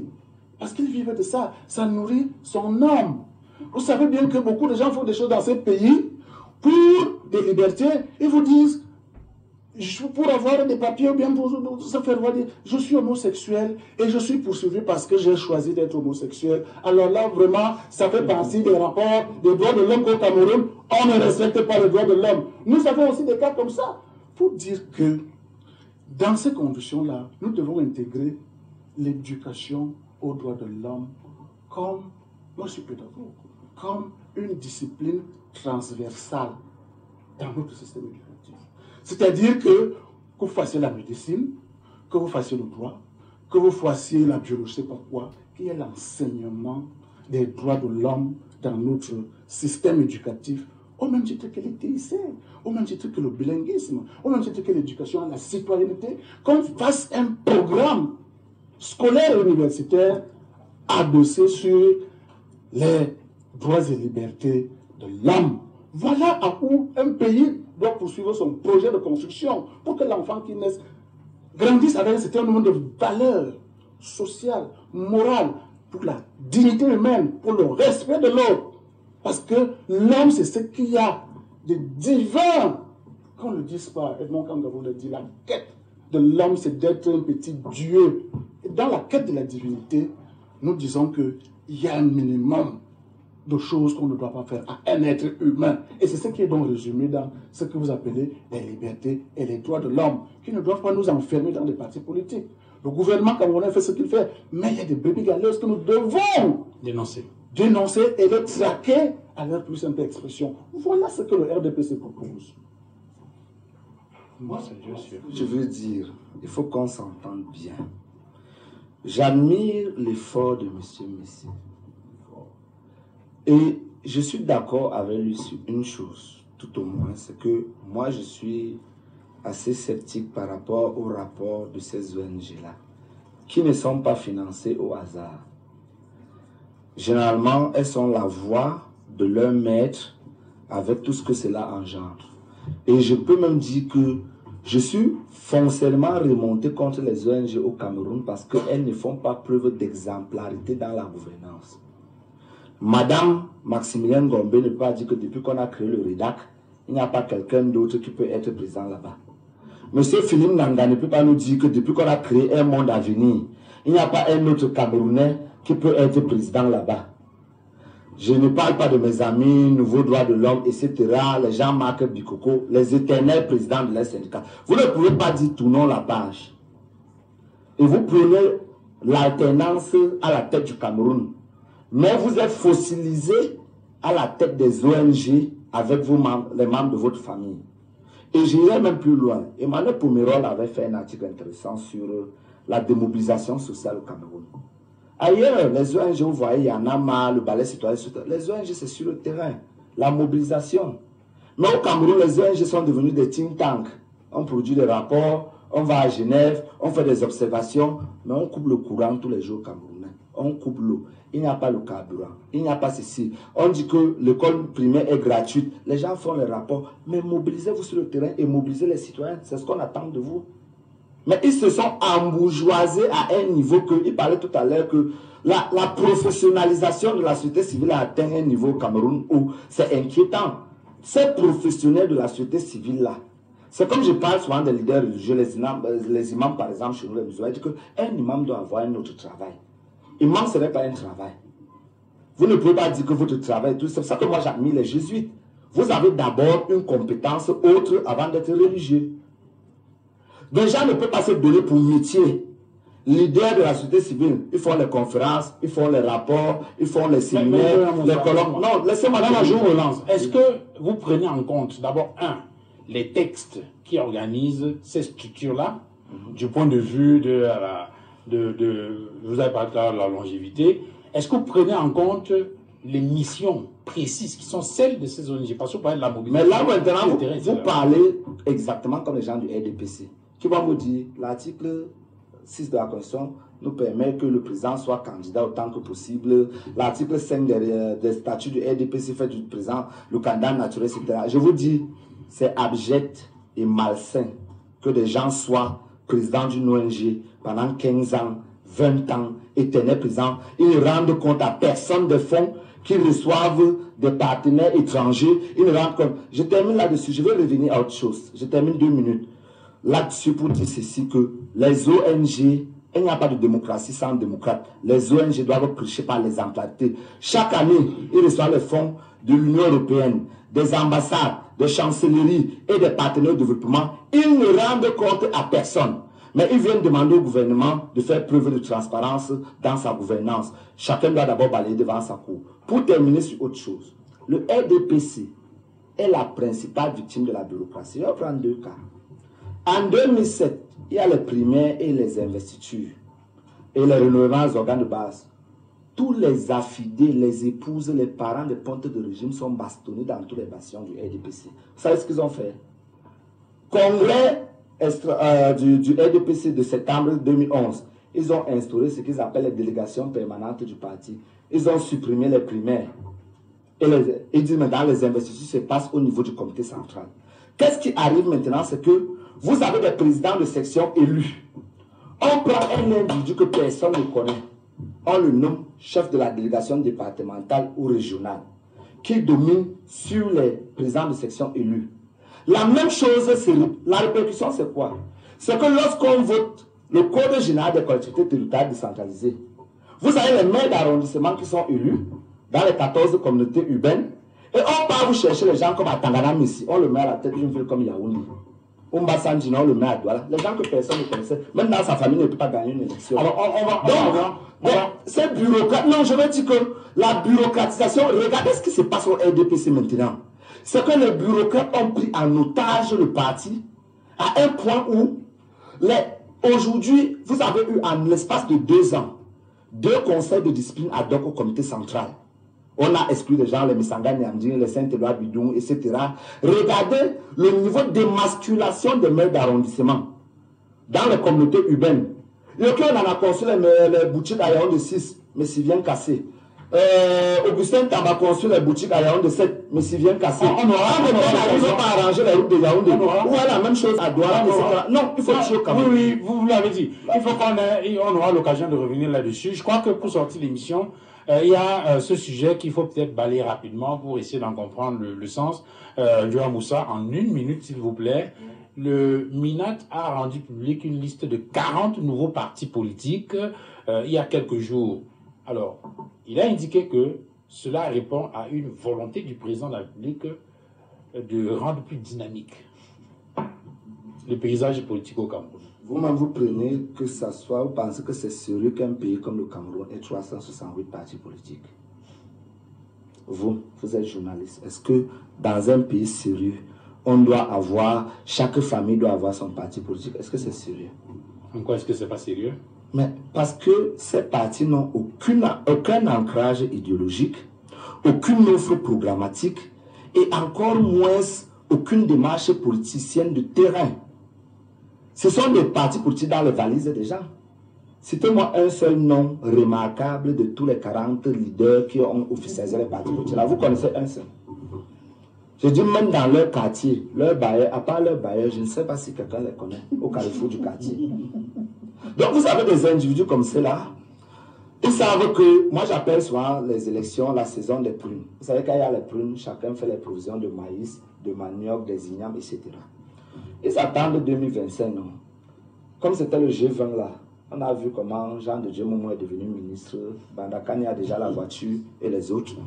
Qu'est-ce qu'ils vont faire? Ça va devenir le G80, non? Ou le G70. Chacun maintenant va attendre les récompenses. On va dire que le président de la République a été magistralement réélu. Mais est-ce que dans le fond, ça avance la démocratie camerounaise en termes d'offres alternatives, programmatiques et idéologiques? Je ne le pense pas. Parce que il m'est arrivé de tomber sur un leader des partis politiques qui n'arrivait pas à donner de manière allant de soi le nom de leur parti. Hein. Donc quelqu'un vous dit mon parti c'est le PSG. Je dis que PSG avait dit que quoi? Et comment elle dit ça veut dire parti des socialistes groupe. Alors pour vous dire non, c'est une caricature pour vous dire que la légèreté avant laquelle on autorise les partis politiques au Cameroun, on légalise les partis politiques est assez faible. Est-ce que vous savez qu'au Gabon, pour légaliser un parti politique, vous devez tenir un congrès de moins de 5000 militants, recruter comme le Gabon en, je crois, 9 régions, recruter dans au moins 5 régions. Donc, les assemblées générales constitutives des partis politiques devraient être la principale étape pour la légalisation des partis politiques. Les gens ne doivent pas s'asseoir 4 amis, 3 mal pelés et 6 tondus dans un salon. Un gars écrit les textes, il parle légaliser un parti politique. Non. Alors, les assemblées, la première chose qu'on devrait demander aux partis politiques, c'est d'avoir une présence sur le terrain. C'est-à-dire, vous vous réunissez d'abord. On voit que Ndja Moussa a réuni 8000 personnes. Même si tu les payes, ça va aller. Mais vous réunissez par exemple 8000 personnes à Mendon ou à Akwa. On voit l'Assemblée constitutive. On voit la liste de vos militants, putatifs ou réels. Et là maintenant, on décide que non, vous pouvez accéder au statut de parti politique. Mais les histoires où les gens ont, quand vous partez dans leur maison, le mari lui-même ne peut pas, sa femme n'est pas membre de son parti. Là. Alors Émile Missi, 40 nouveaux partis politiques, signe de vitalité politique ou manœuvre de distraction? Ça ne peut être que signe de vitalité politique, pour être sincère avec vous. De vitalité démocratique. Vitalité politique. Vous savez, la marche est irréversible. Nous l'avons souhaité et nous l'avons eu. La loi du 19 décembre 1990 sur la liberté d'association. Nous en sommes là aujourd'hui jusqu'à ce qu'on modifie. Chacun au Cameroun est libre de créer un parti politique selon les canons qui sont indiqués par la réglementation. Est-ce que c'est bon? Est-ce que ce n'est pas bon? Nous avons dit oui, c'est bon. Donc, ça participe de la vie politique. Un parti politique aussi, c'est pour l'animation politique dans la société. Je vais arriver. Est-ce que la démocratie, c'est là? Je vais y arriver. Que des partis. Je vais y arriver. Est-ce qu'il n'y a pas? Je vais y arriver. Mais je vais d'abord prendre la fonction première, puisque c'est ça qui fait le débat. C'est-à-dire, le MINAC autorise les 40 partis politiques à s'exprimer sur la scène politique. C'est tout à fait normal que désormais sur votre plateau de droit de réponse, il y a tel et tel et tel et tel et tel qui peuvent bien s'exprimer. C'est ça, non? Maintenant, les calculs politiques ou politiciens, c'est légitime. Moi, comme vous êtes un peu pressé là pour me retirer la parole, moi j'ai un président de parti politique qui fut mon élève au lycée aujourd'hui, qui a un élu et qui est un enjeu majeur. Je discutais avec lui l'autre jour. Il me dit, avec ma position, puisque je fais compter, je suis parmi ceux qui, en 2025, pourront présenter un candidat à la magistrature suprême. À ce niveau-là, je suis préparé pour jouer mon rôle. On a vu des partis politiques ici investir des candidats qui n'étaient même pas leurs militants. Il a cité le jeu 20. Tout ça, c'est des calculs politiques. On ne peut pas condamner cela. Tant que la loi existe pour l'instant, merci. Les gens sont libres de faire leurs calculs. Ceux qui veulent arriver dans les conseils municipaux, dans les assemblées, c'est normal. Ceux qui veulent juste faire une éducation politique, ils sont les bienvenus. Aller de plateau en plateau, expliquer ce que c'est que la politique. Nous en avons aussi besoin de cela. Alors, docteur Oko, est-ce que la démocratie, ce n'est pas plus que les partis politiques partout? Est-ce qu'il ne faut pas aller plus loin? La question de droit de l'homme qu'on a évoquée tout à l'heure, la question de la séparation stricte des pouvoirs et surtout la question du suffrage universel avec une élection libre et transparente. Votre question en elle-même, dont il y a des éléments de réponse. La démocratie, bien sûr, ne peut pas se réduire à cet élément de multiplicité des partis politiques, loin s'en faut. La politique, il y a des critères qui sont, allez-y, presque universels. Il n'y a pas de démocratie s'il n'y a pas une garantie de l'exercice des libertés publiques. Parce que c'est l'homme qui doit se manifester, l'homme doit dire ce qu'il pense sur la conduite des affaires de son pays. Et donc, si vous avez dans un pays des gens qui sont systématiquement, comment dire ça, des militants politiques qui sont systématiquement arrêtés, bâillonnés, détenus, molestés, torturés, parce qu'ils expriment un avis qui est différent de celui